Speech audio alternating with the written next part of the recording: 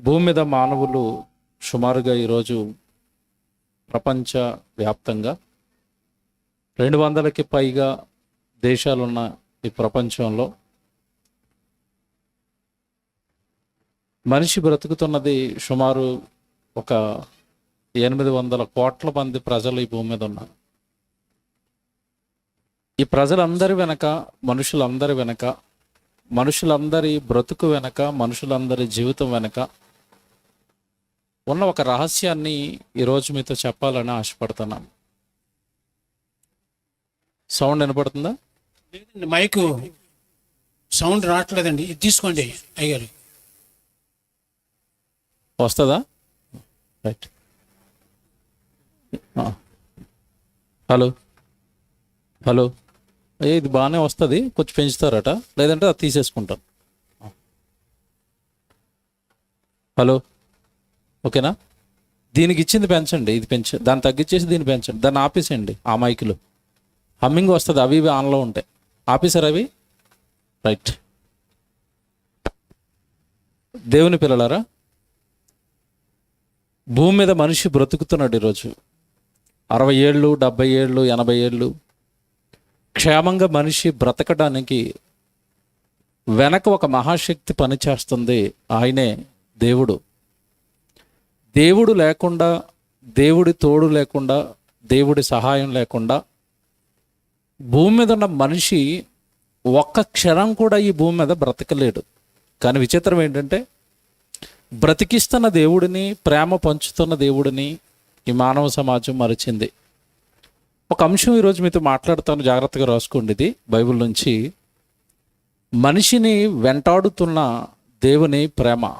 ఇది ఈరోజు నేను మీతో చెప్పాలనుకుంటున్న అంశం. మనిషిని వెంటాడుతున్న దేవుని ప్రేమ. దేవుని పిల్లలరా, దేవుడు అనగానే, దేవుడి తోడు అనగానే, దేవుడి కృప అనగానే చాలామంది దాన్ని ఆశయం చేస్తారు.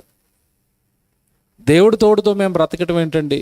దేవుడి సహాయంతో మా బ్రతకటం ఏంటి? నేను బ్రతకటం ఏంటి? నేను నా రెక్కల కష్టంతో బతుకుతున్నాను, నేను నా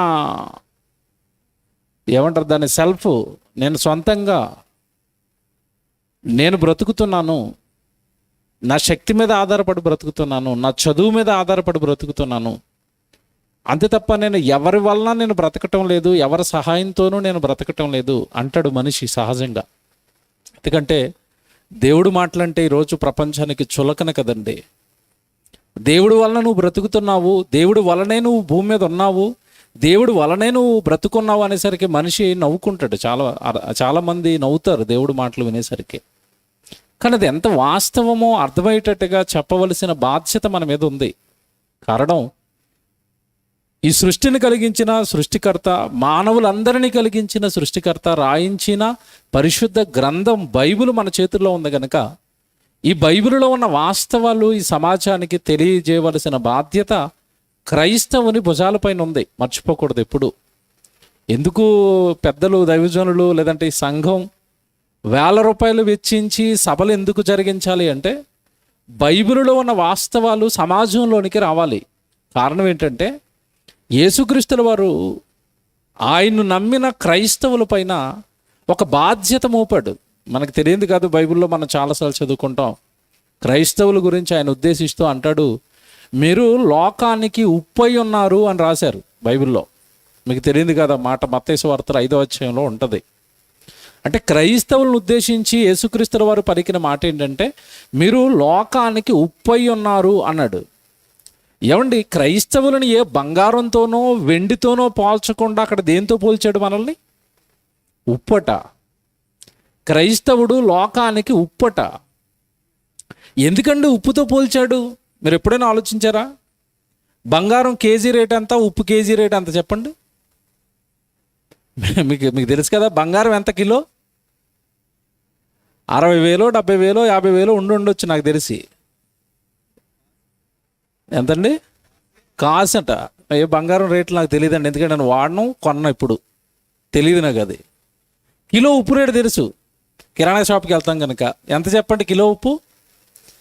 20 రూపాయలు ఉండే కిలో ఉప్పు. ఏమంటే వేలల్లో ఉండే బంగారము యేసుక్రీస్తుల వారు క్రైస్తవ్యాన్ని మీరు బంగారం అనలేదు. అక్కడ ఏమన్నాడు?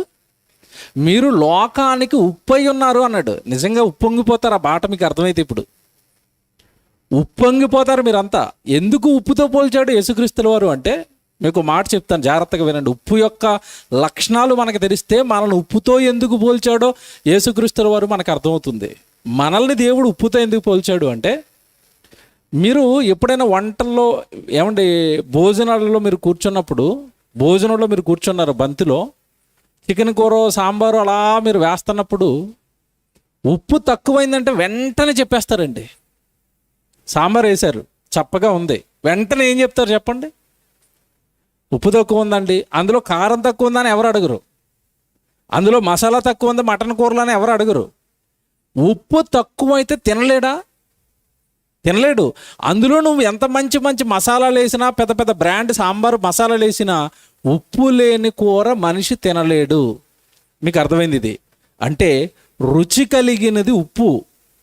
నువ్వు ఏ వంటకానికైనా రుచి తెచ్చేది ఏది చెప్పండి?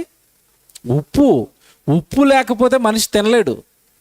రుచి అంటే ఉప్పు లోకానికి రుచిగా కనపడుతుంది, రుచి. అలాగే క్రైస్తవుడిని లోకానికి ఉప్పుతో యేసుక్రీస్తుల వారు ఎందుకు పోల్చాడు అంటే, నాయన మీరు మాట్లాడితే లోకానికి రుచిగా ఉంటుంది, మీ మాటే రుచి. మీరు మాట్లాడితే బైబిల్లో ఉన్న వాస్తవాలు ఈ ప్రపంచానికి చెబితే అవి లోకానికి రుచిగా ఉంటాయి. ఏమంటే లోకం మాట్లాడుకుంటున్నది అంతా కూడా అంటే సప్పగా ఉందండి. ఎందుకంటే లోకం ఈ 60-70 ఏళ్ల ఈ జీవితానికి సంబంధించినవి తప్ప ఒక అడుగు ముందుకు వేయలేని మాటలు లోకంలో ఉన్నవన్నీ కూడా. కానీ క్రైస్తవుడి మాటలు ఈ లోకంతో ఆగిపోయేవి కాదు. మరణం తర్వాత ఏం జరుగుతుందో క్లారిటీగా క్లియర్గా చెప్పగలిగిన మాట క్రైస్తవుడి నోట దేవుడు పెట్టాడు. అదే వాక్యం. ఆ వాక్యం నువ్వు ప్రజలకు చెప్తున్నప్పుడు, మరణం తర్వాత ఇలాంటి సంగతులు ఉన్నాయా, మరణం తర్వాత మరో బ్రతుకుందా, మరణం తర్వాత నిత్యాగ్ని దండన ఉందా, మరణం తర్వాత పరదేశ్ ఉందా, మరణం తర్వాత పరలోకం ఉందా, మరణం తర్వాత మరొక జీవితం ఉందా, క్రైస్తవుడు అర్థమయ్యేటట్టుగా బైబిల్లో ఉన్న వాక్యాలు ఈ లోకానికి చెప్పగలిగిన నాడు నీ మాటలు రుచిగా ఉంటాయి. ఉప్పు వేసినట్టుగా రుచిగా ఉంటాయి నీ మాటలు. అందుకే నుండి ఉప్పు గురించి ఒక సామెత పెట్టారు, మీకు తెలియదు కాదు. అన్నేసి చూడు నన్నేసి చూడు అంటదట ఉప్పు.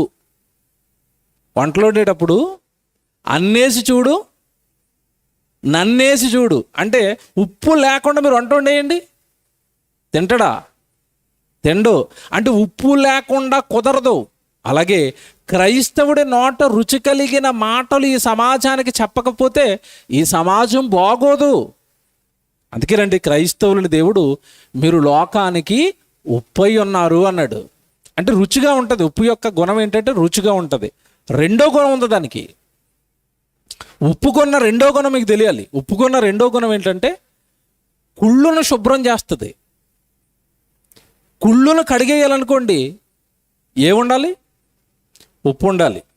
చేపలు తెస్తాడు భర్త, కూర వండమ్మా అని. భార్య చేపలను శుభ్రం చేస్తుంది. దేంతో? ఇంట్లో సబ్బు ఉంది కదా, మనం స్నానం చేసిన సబ్బుతో చేపలను తోమనండి, సబ్బెట్టు రుద్దమనండి చేపలని. స్మెల్ పోతుందా? దాని కుళ్ళు పోతుందా? పోదు. కుళ్ళు పోవాలి అంటే, కుళ్ళును కడిగేయాలంటే ఏముండాలి? ఉప్పు ఉండాలి. లోకంలో ఉన్న కుళ్ళు పాపం పోవాలి అంటే క్రైస్తవుడు ఉండాలి. క్రైస్తవుడు ఇలాంటి సభలు పెట్టాలి, క్రీస్తు ప్రేమ చెప్పాలి, పాపం అంటే ఏంటో చెప్పాలి, ఈ బ్రతుకు ఎవరిచ్చారో తెలియాలి, ఈ బ్రతుకును బ్రతికించడానికి దేవుడు ఎంత కష్టపడుతున్నాడో చెప్పాలి. అలా చెప్పి పాపంలో ఉన్న ఈ ప్రపంచం దగ్గరికి క్రైస్తవుడు వెళ్ళి ఉప్పులాంటి కుళ్ళును కడిగే తన మాటలతో లోకంలో ఉన్న పాపాలను నేరాలను కడిగి ఈ ప్రపంచాన్ని శుభ్రం చేయాలి. కనుక క్రైస్తవులుగా తొలి రోజే ఈ మాట మీకు ఎందుకు జ్ఞాపకం చేశాను అంటే, క్రైస్తవుల పైన దేవుడు భారం పెట్టాడు, బాధ్యతలు పెట్టాడు. ఎందుకు భారము, ఎందుకు బాధ్యతలు పెట్టాడు అంటే, ఆయన ఎరిగింది మనమే గనక, భూమి మీద ఉన్న మనుషులంతా ఆయన పిల్లలే గనక, ఆయన పిల్లలు ఆయనకు కాకుండా పోతున్నారు గనక, ఎరిగిన మీరు బాధ్యతగా నా గురించి చెప్పవలసిన ఏమైనా అవసరత మీకు ఉంది అని దేవుడు ఎంత మంచి వర్ణన ఇచ్చాడు క్రైస్తవ్యం గురించి అంటే, మీరు లోకానికి ఉప్పై ఉన్నారు అంటాడు. ఆ తర్వాత మీరు లోకానికి వెలుగై ఉన్నారు అంటాడు. అంటే లోకమంతా ఏముంది, ఎందులో ఉంది అంటే పాపం అనే చీకటిలో కూరుకుపోయింది. వాళ్ళకి మీరు వెలుగివ్వండి, వెలుగు వైపు నడిపించండి. నేరాలు, పాపాలు, వ్యభిచారాలు, దొంగతనాలు ఈ జీవితాన్ని నాశనం చేసుకుంటున్న వాళ్ళను ఆ బ్రతుకు దేవుడిది నాయన, నువ్వు అలా పాపం చేయకూడదు అని వెలుగు వైపు మనుషులను నడిపించండి. మీరు లోకానికి వెలుగుగా మీ జీవితం ఉండాలి. ఇది క్రైస్తవుల పైన దేవుడు పెట్టుకున్న బాధ్యత. దేవుని పిల్లలారా, ఈ లోకానికి మనం చెప్పవలసిన సంగతులు ఏంటి? ఈ మానవ జన్మ, మనిషి పుట్టాడు కదా, పుట్టుక పేరుతో ఈ లోకాన్ని చూశాడు, మరణం పేరుతో ఈ లోకాన్ని విడిచి వెళ్ళిపోతున్నాడు. మనిషి భ్రమపడింది ఏంటంటే పుట్టుక పేరుతో ఈ లోకాన్ని చూసిన తర్వాత ఈ లోకంలో ఉండే 60-70 ఏళ్ళు మాత్రమే జీవితం అనుకున్నాడు. ఈ జీవితానికి ముందు, పుట్టడానికి ముందున్న సంగతులు కానీ మరణానికి తర్వాత ఉన్న సంగతులు కానీ మనిషికి అర్థం కాక ఒక నేరస్తుడిగా, ఒక వ్యభిచారిగా, ఒక దొంగగా, ఒక హంతకుడిగా ఈ భూమి మీద మనిషి మిగిలిపోయాడు. వాళ్ళందరికీ దేవుడి జ్ఞానపు సంగతులు నేర్పించవలసింది క్రైస్తవులు. దేవుని పిల్లలారా, బైబిల్లో ఒక ఉన్నతమైన మాట ఒకటి మీకు చూపిస్తాను. అందరూ బైబిల్ తీసి ఎఫెసీయులకు రాసిన పత్రిక 1వ అధ్యాయము 4-6 వచనాలు మనం బైబిల్లో చదువుదాం. ఎఫెసీయులకు రాసిన పత్రిక 1వ అధ్యాయము 4-6 వచనాలు జాగ్రత్తగా బైబిల్ తీసుకోండి. ఎట్లనగా, తన ప్రియుని యందు తాను ఉచితముగా మనకనుగ్రహించిన తన కృపామహిమకు కీర్తి కలుగునట్లు తన చిత్త ప్రకారమైన దయాసంకల్పము చొప్పున యేసుక్రీస్తు ద్వారా తనకు కుమారులుగా స్వీకరించుటకై మనలను ముందుగా తన కోసము నిర్ణయించుకొని, ఇక్కడి నుంచి జాగ్రత్తగా చదవండి. మనలను ముందుగా తన కోసం, దేవుని కోసం మనలను నిర్ణయించుకొని మనము తన ఎదుట పరిశుద్ధులమును నిర్దోషులమునై ఉండవలెనని జగత్తు పునాది వేయబడక మునుపే ప్రేమ చేత ఆయన క్రీస్తులో మనలను ఏర్పాటు చేసుకున్నాడు. జాగ్రత్తగా వినాలి. ఇది మనిషి భూమి మీద ఎందుకు పుట్టాడోనండి, పౌలు గారు ఎఫెసీలో ఉన్న సంఘానికి మానవ జన్మ వెనక దేవుడి ఉద్దేశాలు రాశాడు ఈ వచనంలో.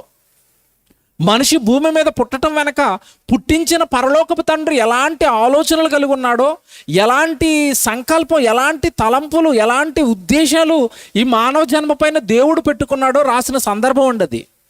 ప్రారంభం ఏమన్నాడు? ఎట్లనగా, తన ప్రియునియందు తాను ఉచితముగా మనకనుగ్రహించిన తన కృపామహిమకు కీర్తి కలుగునట్లు. మొదటిది అక్కడ ఆగాలి మీరు. మానవ జన్మ ఎందుకు జరుగుతుందంటే భూమి మీద తన కృపామహిమకు కీర్తి కలగజేయాలట. పుట్టిన మనిషి పుట్టించిన తండ్రికి కీర్తి తీసుకుని రావాలట. పరలోకంలో ఉన్న కన్న తండ్రికి మహిమ తేవాలట. పరలోకంలో ఉన్న పుట్టించిన తండ్రిని గొప్ప చేయాలట. ఈ జన్మతో, ఈ జీవితంతో, ఈ దేహంతో, నీ మాటతో, నీ ఆలోచనతో, నీ బ్రతుకుతో పరలోకంలో ఉన్న కన్న తండ్రికి కీర్తి తీసుకుని రావాలి. మొదటి పాయింట్ చెప్పాడు. ఆ తర్వాత చూడండి, వెంటనే తన చిత్త ప్రకారమైన దయా సంకల్పము చొప్పున. ఇక్కడ ఒకసారి ఆగుదామండి, ఇది చాలా పెద్ద విషయం అండి. ఇది మన జన్మ, మనం భూమి మీద అనుభవిస్తున్న జీవితకాలం ఏదైతే ఉందో అదట తన చిత్త ప్రకారమైన దయా సంకల్పం అట. తన చిత్తం అంటే దేవుని ఇష్ట ప్రకారం నీ జన్మ జరిగింది ఈ ప్రకృతిలో, ఈ విశ్వంలో. ఇదేంటండి, నా జన్మ దేవుడి ఇష్టం ఏంటి అని అనుకుంటున్నారేమో. నేను కొన్ని సంగతులు చెప్తాను, ఆలోచించండి. దేవుడి ఇష్టమో కాదో మీకు అర్థమైపోద్ది. ఏమండి, ఇది ఊరి పేరు ఏంటి? ఊరి పేరు, మీరు ఉంటున్న ఊరి పేరు ఏంటిది? పెదవెల్లపల్లి, పెదవెల్లమెల్లి. పాంప్లెట్ ఉందా? మన మీటింగ్ పాంప్లెట్ ఇవ్వండి. ఈరోజు మీటింగ్ పాంప్లెట్ మీరు జాగ్రత్తగా వినండి నేను చెప్పేవి.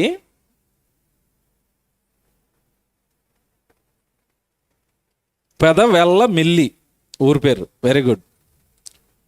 ఈ ఊర్లో పుట్టిన వాళ్ళు ఉంటారు కదండి. ఈ ఊర్లోనే పుట్టిన వాళ్ళు ఉన్నారు ఇక్కడ? ఎవరైనా ఉన్నారా?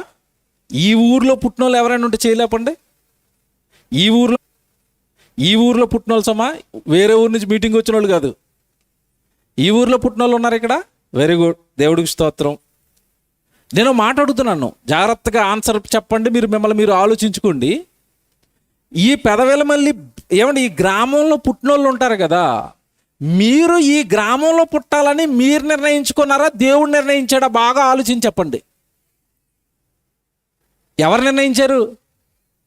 దేవుడే. నేను సేవ చేస్తున్నది హైదరాబాద్ అయినా నేను పుట్టింది ఈస్ట్ గోదావరి అమలాపురంలో, ఆ పరిసర ప్రాంతాల్లో పుట్టాను. నేను అక్కడ పుట్టాలని నిర్ణయించింది ఎవరు చెప్పండి? దేవుడేనా? ఒకవేళ ఎక్కడ పుట్టాలో ఆప్షన్ కనుక దేవుడు మనకి ఇచ్చాడు అనుకోండి, మీరంతా ఎక్కడ పుట్టాలనుకుంటారు? అమెరికా. నాకు తెలిసి చల్లగా ఉంటుందండి, అంతే కదా. జీవితంలో ఒకసారైనా అమెరికా వెళ్ళి రావాలని అనుకునేవాడు ఎక్కడ పుట్టాలో నీ ఇష్టం ఆయన అన్నాడు అనుకోండి, దేవుడు అందరూ ఎక్కడ పుట్టాలనుకుంటారు. అంటే నువ్వు ఎక్కడ పుట్టాలో నీ చేతుల్లో ఉందా లేదా? లేదు. తన చిత్త ప్రకారమైన దయా సంకల్పం. జాగ్రత్తగా వినాలి, నేను చాలా చెప్తాను ఇక్కడ. అంటే ఎక్కడ పుట్టాలో నీ చేతుల్లో లేదు. Very good. మీ అమ్మ నాన్నలు ఉన్నారు కదా, అమ్మ నాన్నలుగా వాళ్ళే ఉండాలని నువ్వు డిసైడ్ చేసుకున్నావా, దేవుడు డిసైడ్ చేసాడా? బాగా ఆలోచించుకోండి. మీ అమ్మ నాన్నలు మీరు సెలెక్ట్ చేసుకోలేదా? చేసుకోలేదండి.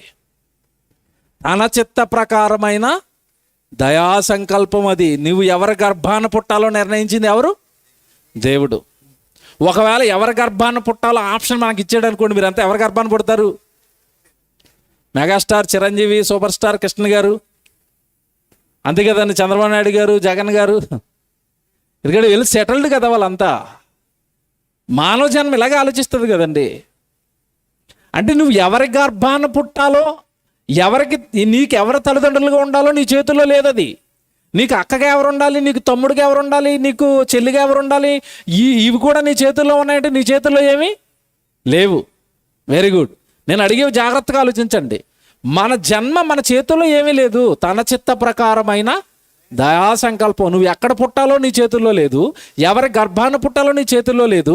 నువ్వు ఆడపిల్లగా పుట్టాలా, మగపిల్లాడిగా పుట్టాలా నీ చేతుల్లో ఉందా? లేదు. నువ్వు హైట్గా పుట్టాలో, కొంచెం హైట్ తక్కువ పుట్టాలో నీ చేతుల్లో ఉందా? లేదు. నువ్వు తెల్లగా పుట్టాలా, నల్లగా పుట్టాలో నీ చేతుల్లో ఉందా? లేదు. ఏమి నీ చేతుల్లో లేనప్పుడు ఇవన్నీ ఎవరి సంకల్పం చెప్పండి ఇప్పుడు? దేవుని సంకల్పం. జాగ్రత్తగా మీరు లోపలికి రావాలి, దేవుడి దగ్గరికి తీసుకొస్తాను ఇప్పుడు మిమ్మల్ని. జాగ్రత్తగా వినాలి నేను చెప్పే ప్రతిదీ. మీ జన్మ దేవుడి సంకల్పం. మీరు ఎక్కడ పుట్టాలి, ఎవరి గర్భాన పుట్టాలి, ఎప్పుడు పుట్టాలో కూడా మీ చేతుల్లో లేదు, అంతేనా? మీరు ఏ సంవత్సరంలో పుట్టాలో మీ చేతుల్లో ఉందా? ఏ నెలలో పుట్టాలో మీ సంవత్సరంలో ఉందా? ఏ డేట్ని పుట్టారో మీ చేతుల్లో ఉందా? లేదండి. తన చిత్త ప్రకారమైన దయా సంకల్పం. ఇప్పుడు జన్మ దేవుడి ఇష్ట ప్రకారం జరిగినప్పుడు, జాగ్రత్తగా ప్రశ్న అడుగుతున్నాను, దేవుడి చిత్త ప్రకారం ఈ జన్మ జరిగినప్పుడు ఈ జన్మ ఎవరి ఇష్టాన్ని నెరవేర్చాలి? దేవుడి ఇష్టాన్ని. నిజంగా మనం అంతా దేవుడి ఇష్టాన్ని నెరవేరుస్తున్నామా? దేవుడికి అనుకూలంగానే బ్రతుకుతున్నామా? దేవుడు చెప్పిందే చేస్తున్నావా? దేవుడు బ్రతకమన్నట్టుగా బ్రతుకుతున్నావా? దేవుడికి కీర్తి తెచ్చేవి, దేవుడికి మహిమ తెచ్చే పనులు ఏమైనా మన జీవితంలో ఉంటున్నాయా? బాగా ఆలోచించుకోండి మీరు. ఇప్పుడు వచనం చదువుదాం. ఇప్పుడు ఒక క్లియరెన్స్ వచ్చింది మీకు. ఏంటంటే నా జన్మ మాత్రం నా ఇష్ట ప్రకారం జరగలేదండి. ఎవరి ఇష్ట ప్రకారం జరిగింది? దేవుడి ఇష్టం. యేసుక్రీస్తు ద్వారా తనకు కుమారులుగా స్వీకరించుటకై మనలను ముందుగా, ఆగాలక్కడ, మనలను ముందుగా అనుందా? మనలను ముందుగా. దేనికి ముందుగా? ముందుగా అంటే ఎప్పుడు? చదువుతారా? వచనం అలా చదవాలి జాగ్రత్తగా, నెమ్మదిగా. దేవుడు మాటలు కదండి, అర్థం కావు. మనలను ముందుగా తన కోసము నిర్ణయించుకొని, తన కోసం నిర్ణయించుకున్నాడు. మన జన్మ ఎవరి కోసమట? దేవుని కోసం. తన కోసం నిర్ణయించుకున్నాడు. Very good. మనలను ముందుగా తన కోసం నిర్ణయించుకుని మనం ఉండడానికి ఈ జగత్తును కట్టాడు, ఈ సృష్టిని చేశాడు. అది దేవుడు అంటే. మనలను ముందుగా తన కోసం నిర్ణయించుకుని మనము తన ఎదుట పరిశుద్ధులమును నిర్దోషులమునై ఉండవలెనని జగత్తు పునాది వేయబడక మునుపే ప్రేమ చేత ఆయన క్రీస్తులో మనలను ఏర్పరుచుకున్నాడు. జాగ్రత్తగా వినండి, ఇది చాలా పెద్ద విషయం అండి. చివరిది దేవుడు ఒక అద్భుతం చెప్తున్నాడు మీ జన్మకు సంబంధించి. ఈ భూమి మీద ఉన్న మనుషులందరి జన్మ గురించి ఒక అద్భుతమైన సంగతి చెప్పాడండి అక్కడ. అది అర్థమైతేనండి ప్రతిరోజు ప్రతి ఒక్కరూ దేవుడి సన్నిధిలో ఉంటారు, దేవుడి కోసం బ్రతుకుతారు. మనలను ముందుగా తన కోసం నిర్ణయించుకున్నాడు అని చెప్పిన దేవుడు ఎప్పుడయ్యా మమ్మల్ని నిర్ణయించుకున్నదంటే అంటున్నాడు, జగత్తి పునాది వేయబడక మునుపే. అంటే మీరు నన్ను ఏర్పాటు చేసుకున్నది, మిమ్మల్ని నన్ను కన్నది, మిమ్మల్ని నన్ను ఏర్పాటు చేసుకున్నది దేవుడు ఎప్పుడు చెప్పండి? ఎప్పుడట? ఏమంటే జగత్తు పునాది వేయబడక మునుపు నన్ను ఏర్పాటు చేసుకున్నాడు అని నా బైబిల్లో ఉందన్న వాళ్ళు చూడండి, ఒక్కసారి చేయలేపండి. ఉందా? మీ బైబిల్లో ఉందా? నా బైబిల్లో ఉంది. అంటే నేను జగత్తు పునాది వేయబడక మునుపు నా దేవుడు నన్ను ఏర్పాటు చేసుకున్నాడు. మిమ్మల్ని ఏర్పాటు చేసుకున్నాడా? ఏర్పాటు చేసుకున్నాడు. ఓ ప్రశ్న అడుగుతాను ఇప్పుడు నేను. ఎప్పుడు కూడానండి వాక్యం అర్థమయ్యి అర్థం కానట్టుగా ఇంటికి వెళ్ళిపోకూడదు. ఎప్పుడు అది పూర్తిగా మనకు అర్థం అవ్వాలి. అప్పుడే దేవుడి యొక్క ఉద్దేశాలు మనకు అర్థమవుతాయి, దేవుడి ప్రేమ మనకు అర్థమవుతుంది, దేవుడు మనల్ని ఎలా బ్రతకమంటున్నాడో మనకు అర్థమవుతుంది. మనలను జగత్తు పునాది వేయబడక మునుపు నిర్ణయించుకున్నాడట. అంటే మీరు నేను సడన్గా ఈ లోకంలో పుట్టిన వాళ్ళం కాదనమాట, సడన్గా ఈ లోకానికి వచ్చిన వాళ్ళం కాదనమాట. సడన్గా ఏదో 1970లోనో 80లోనో 90లోనో 2000లోనో పుట్టినవాడు కాదనమాట మనిషి. ఎప్పుడు పుట్టాడట? ఎప్పుడు ఏర్పాటయ్యాడట?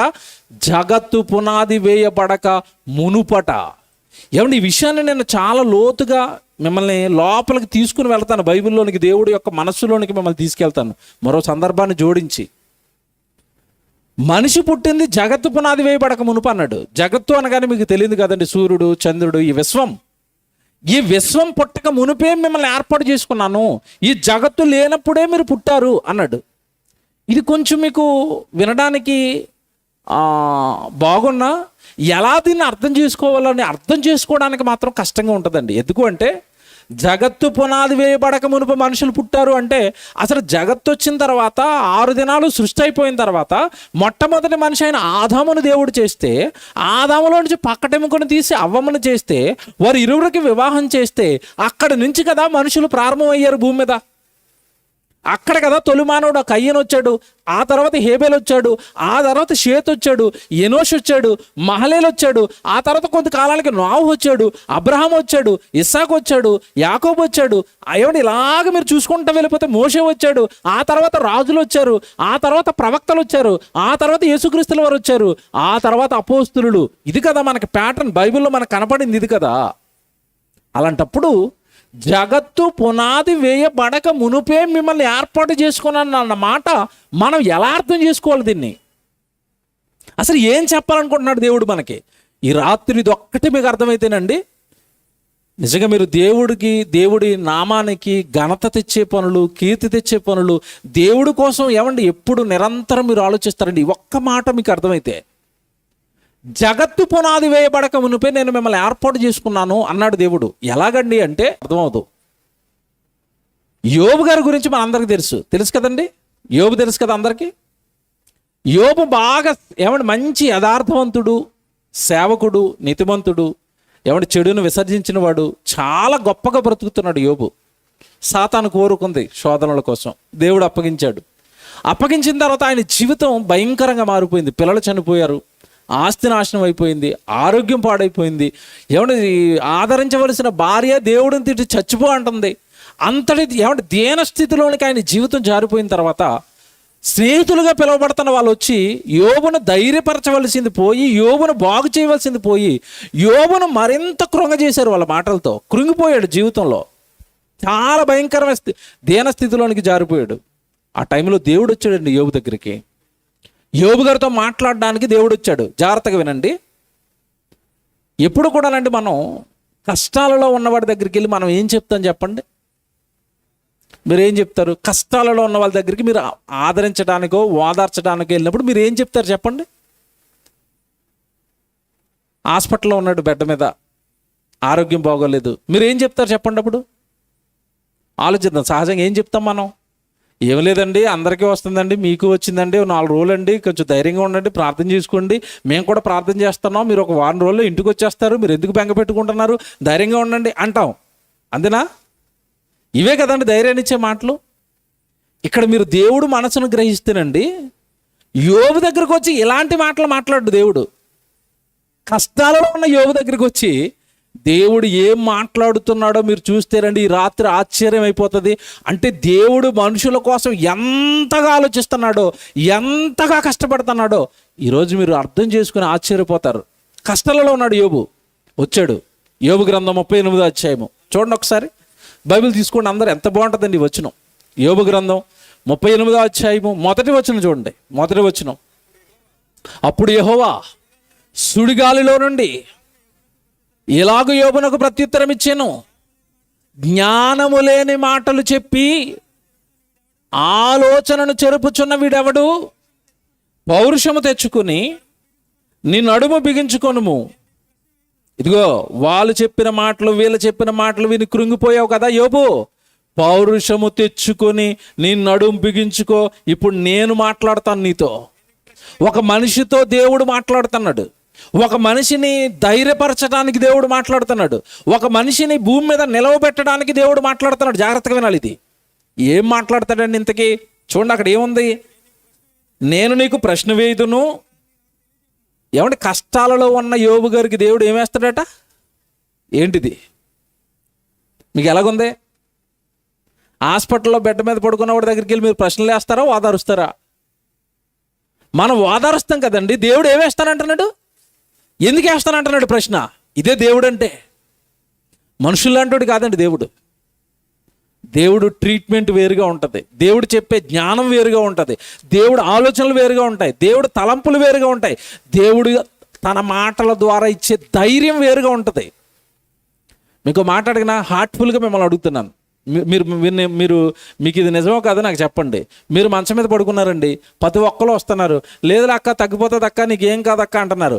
ఏమంటే అవి విని విని మీకు ఎలాగుంటా చెప్పండి? వాళ్ళు మాట్లాడుతున్నప్పుడు మీకు ఎలాగుంటా చెప్పండి? ఎవడొచ్చినా ఇదే మాట చెప్తాడు. సాయం చేసేవాడు ఎవడో లేడు. అక్క వెళ్ళరా అర్జెంటుగా. మనసులో అంటావు, పైకానం ఇది బాధపడతారని. మనసులో ఇదే కదండి ఫీలింగ్. అందరు చెప్పేది ఇదే, బాగైపోతావు, నీకేం పర్లేదు, మేము వెనక. ఏమండి ఈ బాగైపోతావు, నీకేం పర్లేదు అన్న వాళ్ళు ఏమన్నా వెనకాల వస్తారా? ప్రమాదం వచ్చినప్పుడు వస్తారా? అక్క ధైర్యం చెప్పావు కదా బాగైపోతుందని, బాగానే చెప్పావు అక్క, ఇంతకీ నా ప్రాబ్లం ఏంటంటే కిడ్నీ పోయింది అక్క, ఒక కిడ్నీ ఇవ్వరాదని అడుగు. మళ్ళా హాస్పిటల్ దగ్గరకు వస్తే ఆవిడ వస్తుందా? రారండి. మనుషులేవో కలవొల్లి మాటలు ఆ టైంకి మొహమాటంగా పలకరించకపోతే బాగోదు అన్నట్టుగా వచ్చి పలకరించి వెళతారు. కానీ హార్ట్ఫుల్గా నిన్ను బ్రతికించే వాళ్ళు ఉన్నారా? కిడ్నీ ఏమంటే ఇస్తారా? కిడ్నీ ఏమంటే ఇస్తారా? మీకు మాట్లాడగనండి. ఒక కిడ్నీ ఏమంటే ఇవ్వరండి మనుషులు. నీకు 2 కిడ్నీలు ఇచ్చింది ఎవరు చెప్పండి? 2 కిడ్నీలు ఇచ్చింది ఎవరు? దేవుడు. గుండె ఇచ్చింది ఎవరు? దేవుడు. రక్తం పెట్టింది ఎవరు? దేవుడు. నరాలను పెట్టింది ఎవరు? దేవుడు. ఎముకలను పెట్టింది ఎవరు? దేవుడు. కళ్ళు పెట్టింది ఎవరు? దేవుడు. మీకు ఈ రాత్రి అంతే నేను అడుగుతూ ఉంటే మీ నోట్లోంచి ఒకటే డైలాగ్, దేవుడు దేవుడు దేవుడు దేవుడు అనాలంతే. అంటే సర్వం దేవుడై మనిషిని బ్రతికిస్తున్నా దేవుడు అర్థం కాలేదు. యోబును వాళ్ళకున్న దగ్గరున్న స్నేహితులు పాడు చేసేస్తుంటే, నాయనా ఇలా కాదు, నిన్ను వీళ్ళు కృంగ చేశారు కదా, ఇప్పుడు నీకు ధైర్యం రావాలి అంటే నేను మాట అడుగుతాను. ఏమంటే ఈరోజు మనం కూడా చాలామంది ఏవో కృంగబాటులో ఉంటాం. అప్పులతో కృంగిపోతున్న వాళ్ళు ఉన్నారు, అనారోగ్యంతో కృంగిపోతున్న వాళ్ళు ఉన్నారు, కుటుంబంలో సమస్యలతో కృంగిపోతున్న వాళ్ళు ఉన్నారు. మీరందరూ కూడా ధైర్యం తెచ్చుకోండి. మీరందరూ కూడా ధైర్యం తెచ్చుకునే మాటలు చెప్తున్నాను ఈ రోజున. జాగ్రత్తగా మీరు మనసు పెట్టి వింటే. యోబు, నువ్వు కృంగిపోయి దీనస్థితిలో ఉండి నలిగిపోతున్నావు కదా, నీకో ప్రశ్న అడుగుతాను యోబు ఇప్పుడు నేను. ఏంటి చెప్పండి అయ్యా, ఏంటి ప్రశ్న? ఏంటి ఇంతకీ? చదవండి అక్కడ ప్రశ్న ఏముంది అక్కడ. వచనం చూడండి, 4వ వచనం అండి. యోబు గ్రంథం 38వ అధ్యాయం 4వ వచనం. నేను భూమికి పునాదులు వేసినప్పుడు నువ్వెక్కడున్నావు? ఆగండి, ఇది ఎలాగుంది ప్రశ్న? దెబ్బకి యోబు కష్టాలన్నీ పునాదులు వేసినప్పుడు నువ్వెక్కడున్నావు నిన్ను అడుగుతున్నాడు ఈరోజు. మీ ఆన్సర్ చెప్పండి ఏంటో. ఆన్సర్ ఉందా? అసలు భూమికి పునాదులు వేస్తున్నప్పుడు అంటే ఇంకా భూమి కంప్లీట్ అవ్వలేదు అనమాట. ఇంకా భూమిని కట్టలేదు దేవుడు. సముద్రాలు వేయలేదు, చెట్లు వేయలేదు, ఆహారం లేదు, సూర్యుడు లేడు, లైట్లు ఎట్టలేదు, ఇంకా లైట్లు బిగించలేదు ఆకాశంలో. ఇవేవీ లేనప్పుడు నేనెక్కడుంటాను? భూమి లేనప్పుడు మా అమ్మ ఉండదు కదా, భూమి లేనప్పుడు మా నాన్న ఉన్నాడు కదా, ఆల లేకపోతే నేనున్నాను కదా. యోబు గారికి అసలు ఏమీ అర్థం అవ్వలేదండి దేవుడు అడిగిన ప్రశ్న. నేను భూమికి పునాదులు వేస్తున్నప్పుడు నువ్వెక్కడున్నావు? నీకేమైనా వివేచన ఉంటే, నీకేమైనా బుద్ధి ఉంటే, నీకేమైనా ఆలోచన ఉంటే, నేను అడుగుతున్న ప్రశ్నకి ఏమైనా ఆన్సర్ చెప్పగలిగితే, యోబు చెప్పు ఆన్సర్ ఏంటి అన్నాడు. మిమ్మల్ని అడుగుతున్నాడు, మీ ఆన్సర్ ఏంటి చెప్పండి. యోబుని పక్కన పెడదామండి, మన ఆన్సర్ ఏంటి చెప్పండి. మిమ్మల్ని అడిగాడంటే దేవుడు ఇక్కడ వేదిక మధ్యలోకి వచ్చేసి మిమ్మల్ని ఎవరో ఒకరిని పైకి లేపుతాడు ఇలాగా, అమ్మ లేగమ్మా నేను భూమికి పునాదులు వేసినప్పుడు నువ్వు ఎక్కడున్నావు అని మిమ్మల్ని అడిగాడు అనుకోండి, మీరు ఏం ఆన్సర్ చెప్తారు చెప్పండి. ఆన్సర్ ఉందా పోనీ మీ దగ్గర? జవాబు ఉందా? ఏంటండి ఇది? భూమి లేనప్పుడు మనుషులు ఎలా ఉంటారండి? అదేనండి బైబిల్ అంటే, అదేనండి దేవుడు అంటే. మనిషి అండి 60-70 ఏళ్ల ఈ జీవితమే నేర్చుకున్నాడండి. దేవుడు దీనికి ముందేం జరిగిందో చెప్తాడు. అదండి దేవుడు, అదండి జ్ఞానం అంటే, అదండి దైవత్వం అంటే, అదండి బైబిల్ అంటే, అదండి సృష్టికర్త మాటలంటే. అందుకే బైబిల్ అంటే పిచ్చి, బైబిల్ అంటే ప్రారంభం. మనకి ఎందుకంటే ఈ లోకంలో మనుషులు ఎవరికి తెలియని సంగతులన్నీ కూడా అర్థమయ్యేటట్టుగా చెప్తాడు దేవుడు బైబిల్లో. మనిషి పుట్టిన తర్వాత ఈ జన్మంది అనుకున్నాడు, కానీ దేవుడు అంటున్నాడు నువ్వు జగత్తు పునాది వేయబడక మునుపు నుంచే ఉన్నావు అన్నాడు. ఆ విషయాన్ని అర్థం చేయించడానికి యోబు గారి దగ్గరికి వస్తే, యోబు నేను భూమికి పునాదులు వేస్తున్నప్పుడు నువ్వు ఎక్కడున్నావు? ఇంకా కింద చదువుతారా, నేను పర్వతాలు చేస్తున్నాను, నువ్వు అప్పుడు ఎక్కడున్నావు? నేను సముద్రాలు తవ్వుతున్నాను, అందులో చేపలు వేస్తున్నాను, ఆ సముద్రం పొర్లి బయటకు రాకుండా ఇసుక దగ్గర దానికి తలుపులు బిగిస్తున్నాను, అప్పుడు నువ్వు ఎక్కడున్నావు? చెట్లు వేస్తున్నాను, అప్పుడు నువ్వు ఎక్కడున్నావు? సూర్యుని చేస్తున్నాను, అప్పుడు నువ్వు ఎక్కడున్నావు? చంద్రుని చేస్తున్నాను, అప్పుడు నువ్వు ఎక్కడున్నావు? రకరకాల పళ్ళు చేస్తున్నాను, అప్పుడు నువ్వు ఎక్కడున్నావు? రకరకాల కూరగాయలు చేస్తున్నాను మనిషి కోసం, అప్పుడు నువ్వు ఎక్కడున్నావు? ఎక్కడున్నావు? ఎక్కడున్నావు? ఎక్కడున్నావు? ఎక్కడున్నావు? సరే అలాగుందో. అసలు యోబుకి ఏం అర్థం అవ్వలేదండి. ముందే చెప్తున్నాను, యోబు ఏ సిచ్యువేషన్లో ఉన్నాడు? కష్టాల్లో ఉన్నాడు. కష్టాల్లో ఉన్న ఆయన దగ్గరికి వచ్చి నేను భూమిని చేస్తున్నావు, నువ్వు ఎక్కడున్నావు అన్నాడు. నేను మాట్లాడుతాను ఇప్పుడు మిమ్మల్ని, యోబు గారి కష్టం పెద్దదా, భూమిని చేయటం కష్టం పెద్దదా? మీరు చెప్పాలి నాకు. ఏ కష్టం పెద్దది? భూమి ఎంత ఉంది? ఇంతేనా? ఎంత ఉంది భూమి? బాబు ఎంత ఉందండి బాబు భూమి. ఈ ఇల్లు ఎంత ఉంది? ఇగో మీకు రైట్ సైడ్లో ఇల్లు కనపడుతుంది కదా, ఇల్లు ఎంత ఉంది? ఇల్లు ఎంత ఉంది? కనపడుతుందా? పోనీ ఇల్లు కనపడుతుందా? కనపడుతుంది. ఈ ఇల్లు కట్టిన ఆయన్ని ఇక్కడ మీరు నిలబెట్టి ఏమంటే ఇల్లు ఈజీగా కట్టేశారా, కష్టపడారా అని అడగండి. పునాదులు వేసిన కానీ చెప్పుకొస్తాడు, సీకులు తెచ్చిన కానీ చెప్పుకొస్తాడు, సిమెంట్ బస్తాలు కానీ చెప్పుకొస్తాడు, ఆ గుంతలు తవ్వేలు ఎన్ని బాధలు పెట్టారో చెప్పుకొస్తాడు, మేస్త్రీలు ఎన్నిసార్లు హ్యాండ్ ఇచ్చారో చెప్పుకొస్తాడు. బాబోయ్ ఒక కష్టం కాదండి బాబు ఇల్లు కట్టినాక అంటాడు. ఇల్లు కట్టినాకే ఈయన ఎంత కష్టపడితే భూమిని కట్టడానికి దేవుడు ఎంత కష్టపడి ఉంటాడు? మీకు అర్థమైందా? భూమిని చేయడానికి ఎంత కష్టపడ్డాడండి, పర్వతాలు చేయడానికి ఎంత కష్టపడ్డాడండి, సముద్రాలు తవ్వి అందులో నీళ్ళేసి అందులో రకరకాల చేపలు, పీతలు, రొయ్యలు, తాబేళ్ళు, తిమింగలాలు, అబ్బబ్బబ్బబ్బా ఎన్ని వేసాడండి సముద్రంలో. ఆ జీవులన్నీ వేయడానికి దేవుడు ఎంత కష్టపడి ఉంటాడు? అన్నీ మన కోసం కదండి, ఇవన్నీ మన కోసం కదండి దేవుడు ఇవన్నీ చేశాడు. యోబు నేను భూమిని చేయటం ఎక్కువ కష్టమా, నీకు వచ్చిన కష్టం పెద్ద కష్టమా నాకు చెప్పి ఇప్పుడు అన్నాడు. యోబు ఏమైపోవాలి ఇప్పుడు? ఏమైపోవాలి యోబు? ఇది మీకు అర్థమవుతావు.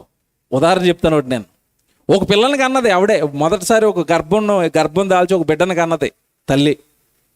ఒక బిడ్డను కన్న తర్వాత తొలి బిడ్డ కదండి, చాలా నేను ఏదో కష్టపడిపోయాను, నేను చాలా బాధపడిపోయాను, నేను చాలా భరించాను, అసలు నా అంత కష్టం ఎవరికి రాలేదనుకుంటుంది ఆవిడ. తొలి బిడ్డను కన్నది కదా అప్పుడే పాపం. ఆ తొలి బిడ్డను చేతిలో పెట్టుకుని నేను ఎంత కష్టపడ్డానో తెలుసా, నేను ఎన్ని శ్రమలు పడ్డానో తెలుసా, బిడ్డను మోయడానికి ఎన్ని నొప్పులు భరించానో తెలుసా అంటుంది. ఈలోపు 10 మంది పిల్లల కన్నా తల్లి అక్కడ వచ్చి నిలబడింది. ఆ ఏటమ్మా మాట్లాడుతున్నావు ఇప్పుడు మాట్లాడు అన్నది. మాట్లాడుతుందా? ఏమండి మాట్లాడుతుందా? ఎందుకు మాట్లాడదు?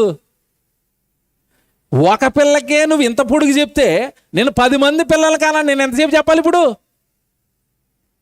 కాబట్టి నీ కష్టం కంటే నా కష్టం పెద్దది. కాబట్టి నువ్వు కష్టం అని చెప్పకూడదు ఇక్కడ. నువ్వు ఒకదానికే కష్టం అంటే నా నెంబర్ ఎంత? 10. సైలెంట్ అయిపోయిందా? సైలెంట్ అయిపోతా అవదా? ఇంకో ఉదాహరణ చెప్తాను. ఎకరం పంట వేసాడు, వర్షం వచ్చి మొత్తం పోయింది. ఇంకా హడావిడి చేసేస్తున్నాడు, నా పంట పోయింది, నేను చచ్చిపోతానిక, నేను బతకనిక అని పురుగుల మందు డబ్బా పట్టుకుని తిరిగేస్తున్నాడు. చచ్చిపోతానేమని అందరూ కూర్చోబెట్టారు. అక్కడ కూర్చోబెట్టిన తర్వాత లేదు నా ఎకరం పంట పోయింది, నేను అప్పులైపోయి నేను చచ్చిపోతాను, నా బాధలేం తెలుసు, నా కష్టలేం తెలుసు అంటున్నాడు. ఈ లోపు అలాగ ఒక అతను వచ్చి ఏటి నాయనా అన్నాడు, నాది ఎకరం పంట పోయింది అన్నాడు. నాది 10 ఎకరాలు పోయింది నీ పంటతో పాటు అన్నాడు. మీకు అర్థమైందా? ఇతను ఎంత పోయింది? 10 ఎకరాలు పోయింది. ఎకరం పోయినందుకు నువ్వు చచ్చిపోతానంటే 10 ఎకరాలు పోయినందుకు నేనేం చేయాలా? నా కుటుంబాన్ని కూడా చంపేసుకోవాలా? ఊరుకోనాయనా, ఈ పంట పోతే వచ్చే పంట పండుతుంది, పదా పంట వేద్దాం అంటాడు. ఈడేమైపోతాడు? సైలెన్స్. చూసారా, చిన్న కష్టం ముందు పెద్ద కష్టం పెడుతుంటే ఈ కష్టం ఏమైపోతుంది? చిన్నదైపోతుంది. ఆ కష్టాన్ని మర్చిపోతాడు. ఏమండి, మీకు ఇంకో బాగా అర్థమవుతుంది. ఇంకొక ఉదాహరణ చెప్తాను. ఒక కాలుకి చిన్న బొట్టనేలు ఇరిగిపోయి హాస్పిటల్లోకి వెళ్ళాడు. ఆ బొట్టనేలుకి వైద్యం చేస్తున్నారు.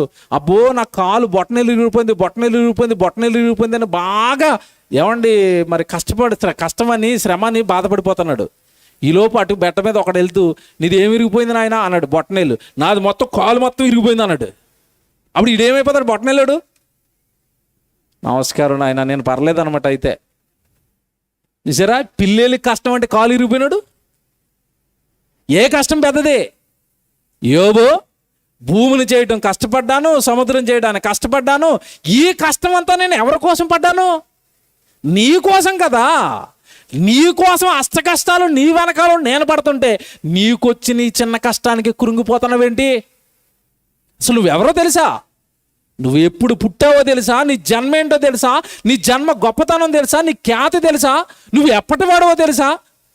నీ జన్మ అనేసరికి ఈ జీవితంలో వచ్చిన చిన్ని కష్టానికి 60-70 ఏళ్ల కష్టానికి నువ్వు కృంగిపోతానంటే నేను నిన్ను కన్నది భూమిని చేయక మునుపు, జగత్తు పునాది వేయబడక మునుపు నిన్ను కని నీ కోసం అప్పటి నుంచి కష్టపడుతున్నాను. నీ రాక కోసం ఈ రాక కోసం నేను ఎదురు చూస్తే 60-70 ఏళ్ళ ఈ జీవితంలో వచ్చిన చిన్న కష్టాన్ని సాకుగా చూపించి నాకు నువ్వు దూరం అయిపోతుంటే, నువ్వు కృంగిపోతుంటే, దేవుడు ఎక్కడున్నాడని ఇష్టం వచ్చినట్టుగా నువ్వు మాట్లాడేస్తుంటే నీ వెనక నీ రాక కోసం కష్టపడిన నేను ఏమైపోవాలి నాన్న?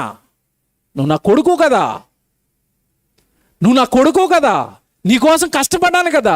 ఇప్పుడు చెప్తాను, నువ్వు ఎప్పుడు పుట్టావో, నువ్వు ఎప్పటి వాడువో, నీకోసం నేను ఎన్ని సంవత్సరాలకి ఎదురు చూస్తున్నానో నీకు అసలు విషయం చెప్తాను ఇప్పుడు అని 21వ వచనం చదవండి. అక్కడే యోబు గ్రంథం 38వ అధ్యాయము 21వ వచనం చూడండి.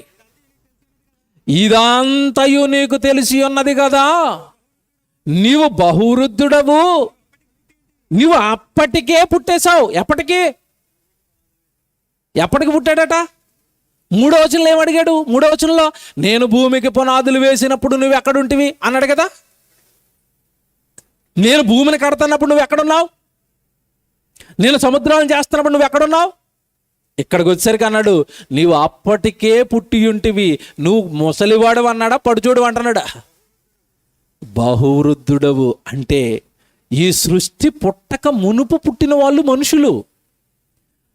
ఈ సృష్టిలోనికి మనుషులు వస్తున్నారు ఒకరి తర్వాత ఒకరు. ఈ లోకంలో పుట్టిన వాళ్ళు కదండి, ఈ లోకానికి వస్తున్న వాళ్ళు మనుషులు. మరి ఎప్పుడు పుట్టారయ్యా అంటే జగత్తు పునాది వేయబడక మునుపు. మీకు అర్థమవుతుంది, నేను చెప్తాను, కొంచెం కంగారేం పడకండి. ఎలాగండి పుట్టాం మనం అప్పుడు అంటారా? మీకు మాట చెప్తాను, జాగ్రత్తగా వినండి. మీరు హైదరాబాద్ కానీ లేదంటే ఎనీ సిటీ పెద్ద టౌన్లోకి వెళ్ళినప్పుడు, మీరు సిటీల్లోకి వెళ్ళినప్పుడు అండి పెద్ద అపార్ట్మెంట్లు కడతారు. 30 ఫ్లోర్లు, 40 ఫ్లోర్లు, 10 ఫ్లోర్లు, 20 ఫ్లోర్లు అపార్ట్మెంట్లు కడతారు. అపార్ట్మెంట్ కట్టేటప్పుడు అపార్ట్మెంట్ కట్టాలనుకున్న ఓనరు ఆ ప్లేస్ ఏదైతే ఉందో ఆ ప్లేస్ యొక్క పేపర్ల ముందు ఇంజనీర్ దగ్గరికి పట్టుకుని వెళ్తారు, సివిల్ ఇంజనీర్ దగ్గరికి. అయ్యా ఇదిగో నాకు ఇంత ప్లేస్ ఉంది, నేను ఇక్కడ ఇన్ని ఫ్లోర్ల బిల్డింగ్ కట్టాలనుకుంటున్నాను, ప్లాన్ గీయండి అని ఇంజనీర్కి ఇవ్వగానే ఇంజనీరు ప్లాన్ గీస్తాడు. ఎలా గీస్తాడు అంటే ఎన్ని ఫ్లోర్లు వస్తాయి, గేట్లు ఎక్కడొస్తాయి, తర్వాత ఎన్ని ఫ్లాట్లు వస్తాయి ఒక ఫ్లోర్కి వచ్చి, దానికి విండో ఎటువైపు ఉంటుంది, దానికి మెయిన్ డోర్ ఎటువైపు ఉంటుంది, కంబైన్డ్ లిఫ్ట్ ఎక్కడొస్తుంది, ఆ ఫ్లోర్కి కంబైన్డ్ క్యారిడార్ ఉంటుంది, ఆ క్యారిడార్ ఎక్కడ పెట్టాలి, ఇదంతా కూడా అంటే పేపర్ మీద గీస్తాడు ముందు ఇంజనీరు. పేపర్ మీద గీసిన తర్వాత ఒకసారి ఆ పేపర్ బ్లూ ప్రింట్ అంటారు దాన్ని పట్టుకొచ్చి ఓనర్కి చూపిస్తాడు. ఎదుగురండి ఇలాగ వస్తుందండి మీ అపార్ట్మెంటు, ఇక్కడ గేట్ వస్తుందండి, ఇక్కడ నుంచి రూమ్లో ఎంట్రీ ఉంటుందండి, ఇక్కడ లిఫ్ట్ వస్తుందండి, ఇక్కడ వాచ్మెన్ రూమ్ ఉంటుందండి, ఇదంతా పార్కింగ్ ఏరియా అండి అని ముందుగానే ఓనర్కి బ్లూ ప్రింట్ చూపిస్తాడు. ఒకవేళ అందులో ఏదైనా మార్పులు ఉంటే మార్పులు చేయించుకుంటాడు ఓనర్. నాకు లిఫ్ట్ ఇక్కడ వద్దండి, ఇటు పక్కన ఎట్టండి అంటే అప్పుడు మళ్ళీ గీస్తాడు, లిఫ్ట్ ఇటు తీసి ఇక్కడ పెడతాడు.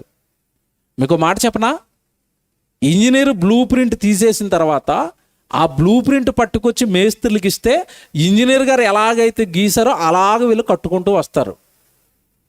ఇది మీకు ఎందుకు చెప్పానంటే, ఇప్పుడు అపార్ట్మెంట్ కట్టిన తర్వాత మనం చూస్తాం, కానీ కట్టక మునుపే ఇద్దరు చూసేశారు. ఎవరు చెప్పండి? ఎవరు చూశారు? గీసిన ఇంజనీర్ చూసేశాడు, అలాగే ఓనర్ కూడా చూసాడు. ఇదిగోనండి మీ అపార్ట్మెంట్ ఇలాగ వస్తుంది. అందుకే ఇంజనీర్లు చూడండి ఎప్పుడు పేపర్ కట్టుకుని తిరుగుతూ ఉంటారు వాళ్ళు. ఏంటా పేపర్ అంటే, బిల్డింగ్ ఎలాగ వస్తుందో ముందుగానే తన చేతుల్లో ఉంది. అంటే బిల్డింగ్ ముందు ఇంజనీర్ చూసాడు, ఓనర్ చూసాడు, కట్టిన తర్వాత మనం చూసాం. ఇది మీకు అర్థమైతే, మీరు నేను ఈ లోకాల్లో పుట్టిన తర్వాత మీ అమ్మనాన్నలు చూశారు, ఈ ఊరు చూసింది మిమ్మల్ని నన్ను దేవుడు ఎప్పుడు చూశాడో తెలుసా? ఎప్పుడు డిజైన్ చేసాడో తెలుసా? ఎప్పుడు ఏర్పాటు చేసుకున్నాడో తెలుసా? ఎప్పుడు మళ్ళీ గీసేసాడో తెలుసా? జగత్తు పునాది వేయబడక మునుపు. దీనికి బలాన్నిచ్చే ఒక వచనం చూపిస్తాను బైబిల్లో. ఇర్మియా గ్రంథం 1వ అధ్యాయం 4వ వచనం చూడండి. ఇర్మియా గ్రంథం 1వ అధ్యాయము, ఇర్మియా గారితో దేవుడు పలుకుతున్నాడండి ఈ మాట. ఇర్మియా గ్రంథం 1వ అధ్యాయము 4వ వచనం అండి. యెహోవా వాక్కు నాకు ప్రత్యక్షమై ఇలాగు సెలవిచ్చెను, గర్భములో నేను నిన్ను రూపింపక మునుపే నిన్నెరిగితిని, నువ్వు నాకు తెలుసు. ఇది చూడండి ఎలాగుందో. గర్భంలో ఇంకా రూపం రాలేదట. గర్భంలో ఇర్మియా గారికి దేవుడు రూపం ఇవ్వలేదట. రూపం అనగానే ఈ కన్ను, కాలు, ముక్కు, ఈ దేహంలో ఉన్న అవయవాలు ఏవి చేయలేదట. ఇవేవి చేయనప్పుడే నేను నిన్ను ఎరిగితిని, నువ్వు నాకు తెలుసు అన్నాడు. ఇదేంటండి ఇది? మీకు విషయం తెలుసా? రూపం లేని మనిషిని ఎవరైనా గుర్తుపడతారండి? పోనీ మీకు ఇది అర్థం అవుతుంది. ఎప్పుడప్పుడు యాక్సిడెంట్లు అయితే తల తెగిపోయిన తర్వాత బాడీ ఒకటే అక్కడ ఉంటుంది. ఆ బాడీ ఎవరితో గుర్తుపడడానికి వీలు ఉంటుందా? ఉండదండి. మొహం లేకపోతే, రూపం లేకపోతే ఎవరి బాడీ కూడా మనకి తెలీదు. కానీ ఇర్మియా గారితో దేవుడు అంటున్నాడు, నేను నిన్ను రూపింపక మునుపే ఎరిగితిని. అంటే రూపం వచ్చిన తర్వాత లోకం నిన్ను చూసింది, మనిషిగా నిన్ను గుర్తుపట్టింది. ఏమండి నీకు బంధాలు ఏర్పడ్డాయి, నీకు కొడుకుగానో కూతురుగానో ఈ లోకంలో ఏమండి ఈ జీవితం నీకు ఏర్పడితే దేవుడు నిన్ను నన్ను కావాలని కోరుకున్నది జగత్తు పునాది వేయబడక మునుపు. Very good. మరి జగత్తు పునాది వేయబడక మునుపు మనల్ని అందరినీ కావాలనుకుంటే ఇప్పటి వరకు మనం ఎక్కడున్నాం? ఇది కదా ప్రశ్న. అప్పుడే మనల్ని చేసేస్తే దేవుడు, అప్పుడే మనల్ని కనేస్తే దేవుడు, అప్పుడే మనల్ని చేసేస్తే దేవుడు, మరి ఎప్పటి వరకు మనం ఎక్కడున్నామండి? మీరు పుట్టేంత వరకు మీరు ఎక్కడున్నారో తెలుసండి? దేవుడు మనుషులు ఎన్ని కోట్ల మంది కావాలో దేవుడు ముందుగానే నిర్ణయించుకున్నాడండి. ఆ నిర్ణయించుకున్న వాళ్ళందరినీ కూడా పరలోకంలో ఆల్రెడీ కనేసాడు. మనల్ని మనల్ని అందరినీ కూడా పట్టుకెళ్ళి ఎవరిలో పెట్టాడో తెలుసా? ఆదాములో పెట్టాడు. అపోస్తుల కార్యాలు 17వ అధ్యాయము 26వ వచనం చదవండి. వాటర్ బాటిల్ ఉన్నాను. అపోస్తుల కార్యాలు 17వ అధ్యాయము 26వ వచనం చూడండి. మరియు చూసారండి బైబిల్ ఏమని రాబడి ఉంచండి, 26 ప్రారంభంలో ఏమనుంది అక్కడ? యావత్ భూమి. దేవుడు అనగానేనండి, ఈ మధ్యకాలంలో ఎలా మాట్లాడుకుంటున్నారంటే దేవుడు అనగానే దేశానికో దేవుడు ఉంటాడు, రాష్ట్రానికో దేవుడు ఉంటాడు, ఆ తర్వాత ఊరికో దేవుడు ఉంటాడు అని అనుకుంటున్నారు. అది నిజం కాదండి. సమస్త విశ్వానికి దేవుడు ఒకడే, సమస్త మానవాళికి దేవుడు ఒకడే. అందుకే అక్కడ యావత్ భూమి గురించి మాట్లాడుతున్నాడు తప్ప ఒక దేశం గురించి దేవుడు మాట్లాడటం లేదు అక్కడ. లేదా ఒక క్రైస్తవ జనాంగం గురించి దేవుడు మాట్లాడలేదు అక్కడ. యావత్ భూమి అన్నాడు చూడండి. అంటే భూమండలం మొత్తం గురించి మాట్లాడతాడు దేవుడు, మాట్లాడుతాడు. ఏమంటున్నాడు చూడండి అక్కడ, చదవండి జాగ్రత్తగా.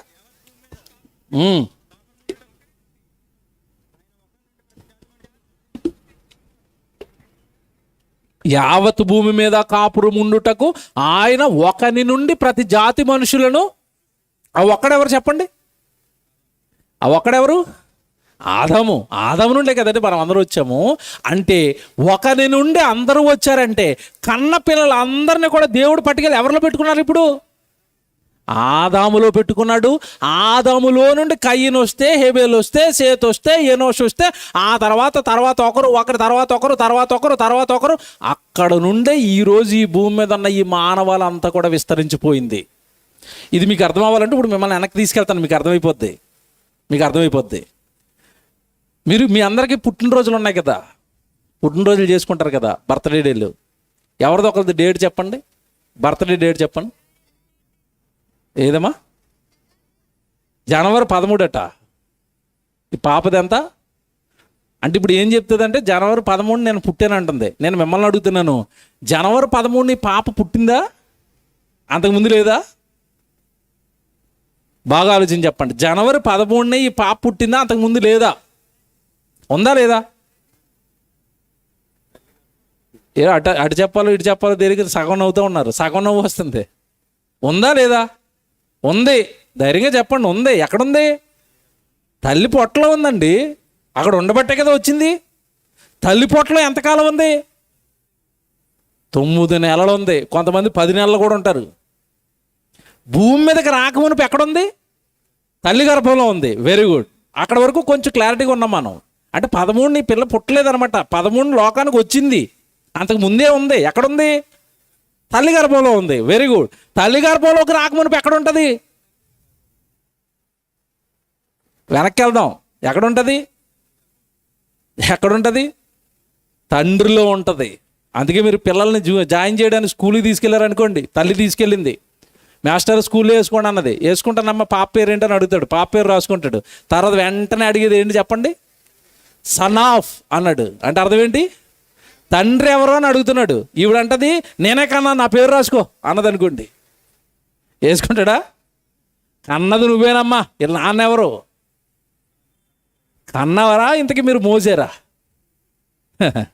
తల్లులు కన్నారా మోసారా? మోసారు. కన్నది తండ్రి.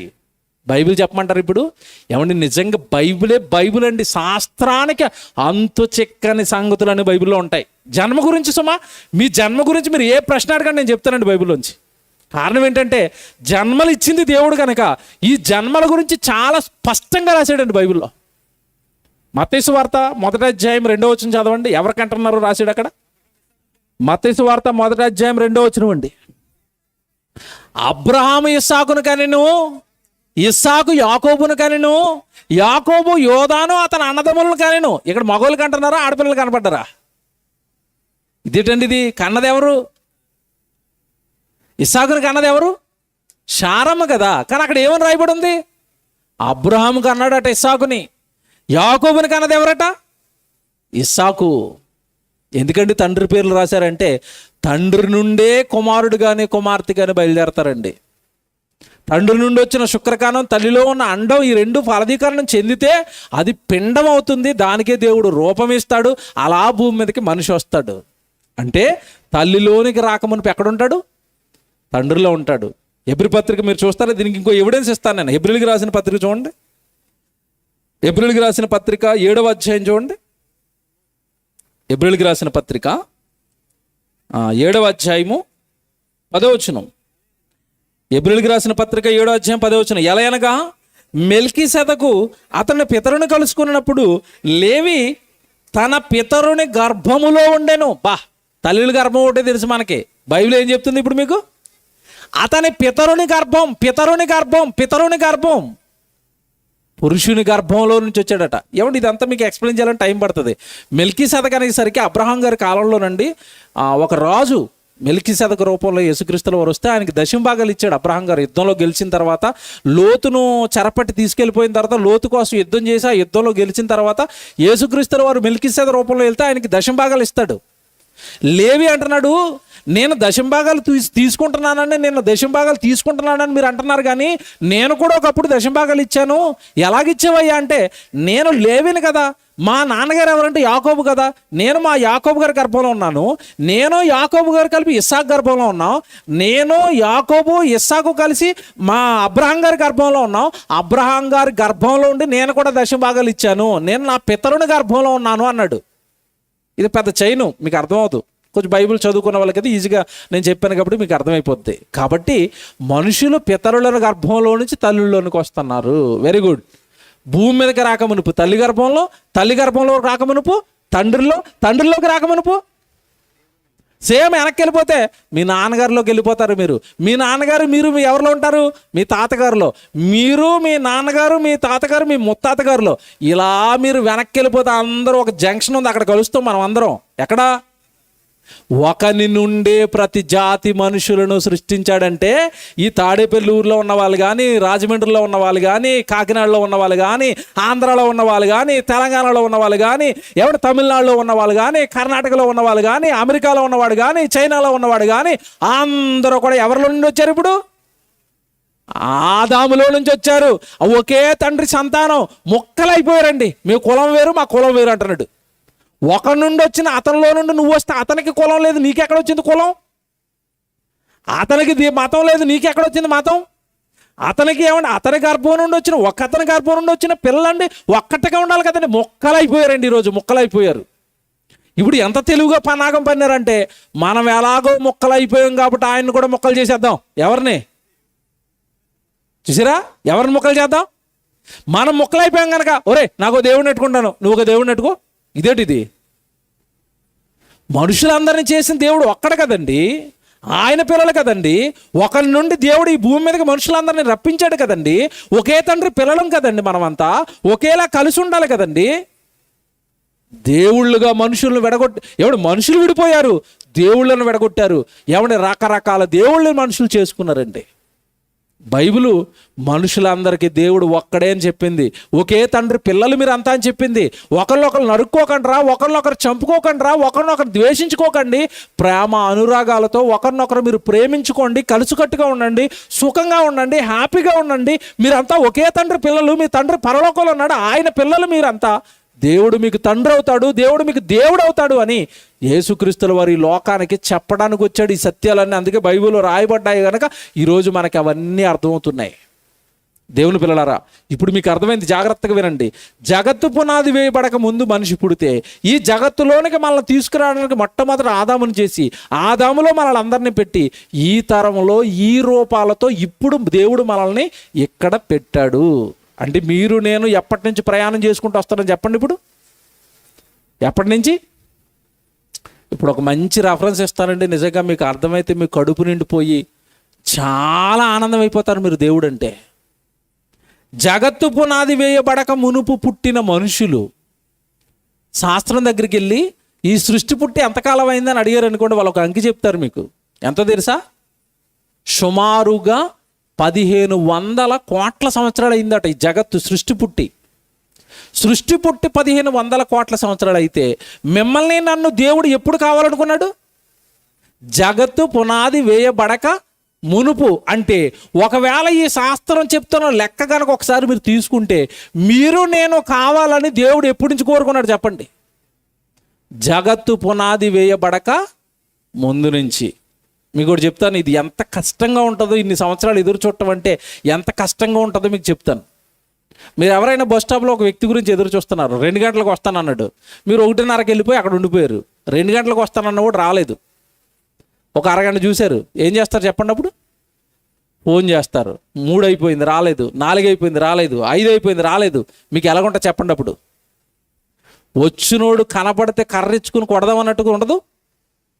2 గంటలకు వస్తానని చెప్పి ఎంతసేపు రా ఎండలో నన్ను నుంచోబెట్టావు, గంటలు నీ కోసం ఎదురు చూడాలా? విసిగిపోతారు కదండి మీరు గంటలు ఎదురు చూడడానికే. పరలోకంలో ఉన్న దేవుడట నీ రాక కోసం నా రాక కోసం ఎప్పటి నుంచి ఎదురు చూస్తున్నాడట? జగత్తు పునాది వేయబడక ముందు నుంచి మిమ్మల్ని గురించి ఎదురు చూస్తే, నా వైపు చూడండి అందరూ, అన్ని కోట్ల సంవత్సరాల నుంచి నీ గురించి ఎదురు చూస్తే నువ్వు భూమి మీద ఎంతకాలం ఉంటావు? 1 కోటి సంవత్సరాలు ఉంటావా? 1000 సంవత్సరాలు ఉంటావా? ఎంతకాలం ఉంటావు? 60-70 ఏళ్ళు మెరుపు తీగలాగా అలా మెరిసి వెళ్ళిపోతావు ఈ లోకంలో నుంచి. నీకోసం ఎప్పటి నుంచి ఎదురు చూస్తున్నాడు? జగత్తు పునాది వేయబడక నుంచి. ఇప్పుడు మాట చదువుతాను ఇప్పుడు బైబిల్లో, మీరు ఎంత ఆనందపడిపోతారు తెలుసా? ఎంతగా ఎదురు చూసి మిమ్మల్ని కన్నాడు గనుక, ఎంతగా ఎదురు చూశాడు గనక మీ రాక కోసం మీరు వస్తారని ఇన్ని కోట్ల సంవత్సరాల నుంచి ఈ విశ్వాన్ని కన్న తండ్రి కష్టపడి నడిపిస్తున్నాడు గనుక ఆయన మాట అన్నాడండి. మీ గురించి, నా గురించి, భూమి మీద పుట్టిన మనుషులందరి గురించి ప్రేమతో ఆయన ఒక మాట రాశాడు బైబిల్లో. యోబు గ్రంథం 7వ అధ్యాయం 17వ వచనం చూడండి. ముగించేస్తాను. ఇక ఒక మాట మీకు అర్థమైతే నేను ముగిస్తాను. యోబు గ్రంథం 7వ అధ్యాయము 17వ వచనం చూసుకోండి బైబిల్లో. యోబు గ్రంథం 7వ అధ్యాయం 17వ వచనం. మనుష్యుడు ఏ పాటి వాడు, అతని నీవు గణపరచనేలా, అతని మీద నీవు మనస్సు నిలపనేలా. మనిషి మీద దేవుడు ఏం పెట్టుకున్నాడట? మీ మీద దేవుడు ఏం పెట్టుకున్నాడట? మనస్సు పెట్టుకున్నాడు. మనస్సు పడేసుకున్నాడు దేవుడు మీ మీద. దేవుడి మనస్సు మీ మీద ఉంది. మిమ్మల్ని అడుగుతున్నాను, మీ మనసు ఎవరి మీద ఉంది? దేవుడు మనసు మనిషి మీద ఉందండి. మనిషి మనసు ఎవరి మీద ఉంది? బాగా ఆలోచించుకొని చెప్పండి. ఇప్పుడు మీకు చెప్పనా, ఇక్కడ కూర్చున్న మీ అందరి మనసు ఇప్పుడు ఇంటి మీద ఉంది. కావాలంటే మనసుని చెక్ చేసుకోండి, అదే చెప్తుంది ఇప్పుడు మీకు. 10:30 అయిపోయింది, ప్రార్థన వదిలేస్తే అప్పుడు అర్జెంట్గా ఎక్కడికి వెళ్ళిపోవాలి? ఇంటికి వెళ్ళిపోవాలి. ఇల్లు ఏమవుతుందో, తలుపు ఏమవుతుందో, ఇంట్లో ఉన్న వస్తువులు ఏమవుతున్నాయో చూసారా?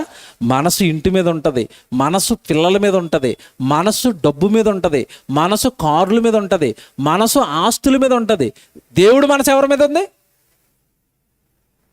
ఇది వన్ సైడ్ లవ్ అయిపోలేదండి. వన్ సైడ్ లవ్ అంటే ఏంటో తెలుసా? అబ్బాయి అమ్మాయిని ప్రేమిస్తున్నాడు, అమ్మాయి పట్టించుకోవట్లేదు, అప్పుడు దాన్ని ఏమంటారు దాన్ని? One side love. ఇప్పుడు దేవుడు భూమి మీద ఉన్న మనుషుల మీద మనసు పెట్టుకున్నాడట. మనుషులు తిరిగి దేవుడి మీద మనసు పెట్టుకున్నారా? పెట్టుకోలేదండి.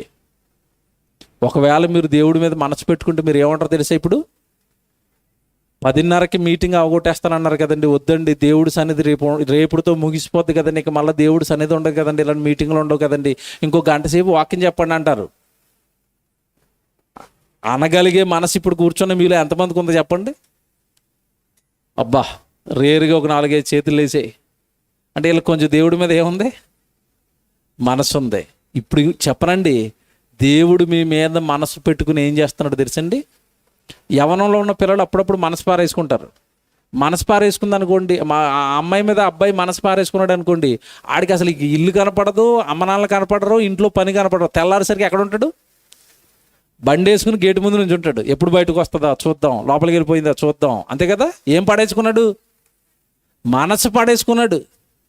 ఆడు మనసు పడేసుకున్నాడా ఇంక చేతికి దొరకడండి. ఇంట్లో ఉన్న ఎవరి చేతికి దొరకడండి. ఆడు ఏ పని చేయడండి, చదువుకోడండి, ఇంట్లో వాళ్ళు ఏ పని చెప్పినా ఎండండి. ఏం పడేసుకున్నాడు? ఆ పిల్ల మీద మనసు పడేసుకున్నాడు కనుక ఇంక 24 గంటలు దక్షిణం ఏమండి ఆ గుడి చుట్టూ భక్తులు ప్రదక్షిణాలు చేస్తారు చూడండి. అలాగా ఆ పిల్ల కాలేజీకి వెళ్తుంటే కాలేజీ చుట్టూ ప్రదక్షిణాలు, ఇంట్లో ఉంటే ఇంటి చుట్టూ ప్రదక్షిణాలు, షాప్కి వెళ్తుంది అనుకోండి షాప్ చుట్టూ ప్రదక్షిణాలు. ఇంకంతే, ఎవరిని పట్టించుకోవడానికి మనసు అక్కడ ఉందన్నది. ఇప్పుడు దేవుడు నీ మీద మనసు పెట్టుకుని ఏం చేస్తున్నాడు తెలుసా? చదవండి ఆ వచనం ఎంత బాగుంటుందో. 7వ అధ్యాయం 17వ వచనం అండి. మనుషుడు ఏ పాటివాడు, అతను నువ్వు గణపరచనేలా, అతని మీద నువ్వు మనసు నిలపనేలా, ప్రతి పగలు నీవు అతనిని దర్శింపనేలా. అబ్బా, ప్రతి పగలు నీవు అతనిని దర్శింపనేలా. దేవుడు మిమ్మల్ని ఎప్పుడు దర్శిస్తున్నాడట? మీకు తెలుసండి దేవుడు మీ దగ్గరికి వస్తున్నట్టు? మనకెక్కడ తెలుస్తుంది? ఆ టైంలో గుర్రపెట్టి నిద్రవుతూ ఉంటాం మనం. ఏ టైంలో వస్తాడో తెలుసా? దేవుడు ప్రతి పగలు మీ దగ్గరకు వస్తాడండి. ప్రతిరోజు మీ దగ్గరికి వస్తున్నాడు. మీకు తెలియదండి అది. మీరు దొరికే టైం ఎప్పుడంటే హ్యాపీగా మంచం మీద పడుకొని నిద్రపోతూ ఉంటారు పగలు రేయిజామున, అప్పుడు వస్తున్నాడు. అప్పుడే కదండి మనకు దొరికేది కాస్త ప్రశాంతంగా. తిరిగి లేచామంటే ఎక్కడ దొరుకుతాం, కాలు ఎక్కడ నిలబడుతుంది, ఎక్కడ ఉంటాం మనకే తెలియదు. వీడు మంచం మీద దొరుకుతాడని తెల్లవారుజామున వస్తున్నాడు. ఏ కొడుక బాగున్నావా, ఏట్రా, నిన్ను కన్నానురా, నేను చేసుకున్నాను రా, నీకోసం ఈ జగత్తును కట్టాను రా, నీకోసం ఇప్పటికే కష్టపడుతున్నాను రా, నీకోసం నా కొడుకు యేసుక్రీస్తుల వారు నీకోసం బలేశాను రా, నీకోసం పరిశుద్ధాత్మ దేవుడిని హృదయంలో పెట్టాను రా, ఇంతగా నిన్ను కాపుదల కాచుకుంటున్నా, ఇంతగా నిన్ను ప్రేమిస్తున్నా, నా వైపు ఎందుకురా నువ్వు ఆలోచించు, నా వాక్యం ఎందుకు చదవరా, నాకు ఎందుకు ప్రార్థనలు చేయవురా, నా గుడికి ఎందుకు రావురా, నా పని ఎందుకు చేయురా, నా అధీనంలో నువ్వు ఎందుకు ఉండవురా, నా వాక్యం ప్రకారం నువ్వు ఎందుకు బ్రతకవురా అని ప్రశ్నించడానికి, ఏమన్నా మిమ్మల్ని చూసుకోవడానికి పరలోకంలో ఉన్న తండ్రి ప్రతి పగలు మీ దగ్గరికి వస్తున్నాడట, మిమ్మల్ని దర్శిస్తున్నాడట. మీకు మాట్లాడుతాను, బాగా ఆలోచించి ఆన్సర్ చెప్పండి. ప్రతిరోజు మీ ఇంటికి వచ్చి మిమ్మల్ని చూసే వాళ్ళు ఎవరైనా ఉన్నారా? నువ్వు చేయలేపండి ఎవరైనా. ప్రతిరోజు ఒక అతను ఉన్నాడండి, నేనంటే చాలా ఇష్టం అండి, మా ఇంటికి వచ్చి నన్ను చూడండి, అతను ఇంటికి వెళ్ళడండి. ఒక్కడైనా ఉన్నాడండి ఎవరైనా ఇలాగా? ఉండరండి. ప్రతిరోజు నిన్ను చూసేవాడు ఎవడో లేడు. ఎంత డీప్ ప్రేమికులైనా అన్నీ నేను అంటానండి, మీరు బాధపడినా పర్లేదండి, ఇవన్నీ నాటకాలండి. ఈ ప్రేమలన్నీ నాటకాలే. ఎందుకు నాటకాలు అంటాను తెలుసా? భార్య బ్రతుకుండగా అంటాడు, అమ్మ 7 జన్మలకి నువ్వే నా భార్యవమ్మ, అసలు నిన్ను తప్ప మరొక ఆవిడ నేను ఊహించుకోలేనమ్మా అంటాడు. ఆవిడకి ఏదో క్యాన్సర్ వచ్చి మధ్యలో చచ్చిపోయింది. ఏం చేస్తాడు చెప్పండి? కరెక్ట్గా నెల తిరిగేసరికి ఏమంటే కొంచెం మరి కష్టంగా ఉంది ఇంకొక అమ్మాయిని, దేనికి? పెళ్ళికి. బ్రతుకుండగా ఏమన్నాడు? 7 జన్మలు నువ్వే నా భార్య అన్నాడు. చచ్చిపోగానే నెలకి ఇంకొక ఆవిడ వచ్చేసింది అక్కడికి. ఏ ప్రేమను నమ్ముకుంటారు మీరు? ఏ ప్రేమ శాశ్వతంగా ఉంటుంది? ఏ ప్రేమ మిమ్మల్ని నిలవబెడుతుంది? ఏ ప్రేమ మిమ్మల్ని ప్రతి పగలు వచ్చి మిమ్మల్ని దర్శిస్తుంది? ఏమండి, ప్రతి పగలు అంటే పర్వాలేదండి, ఆ కింద వచ్చినండి నా గుండె జారిపోయిందండి ఆ కింద మాట. ప్రతి పగలు మీ వెనకాలే ఉంటాడట. కింద ఏమని చూడండి అక్కడ వెంటనే, ప్రతి క్షణము నీవు అతనిని శోధింపనేలా. ఏటట? ప్రతి క్షణం. ఆ క్షణం అంటే ఎంత టైం చెప్పండి?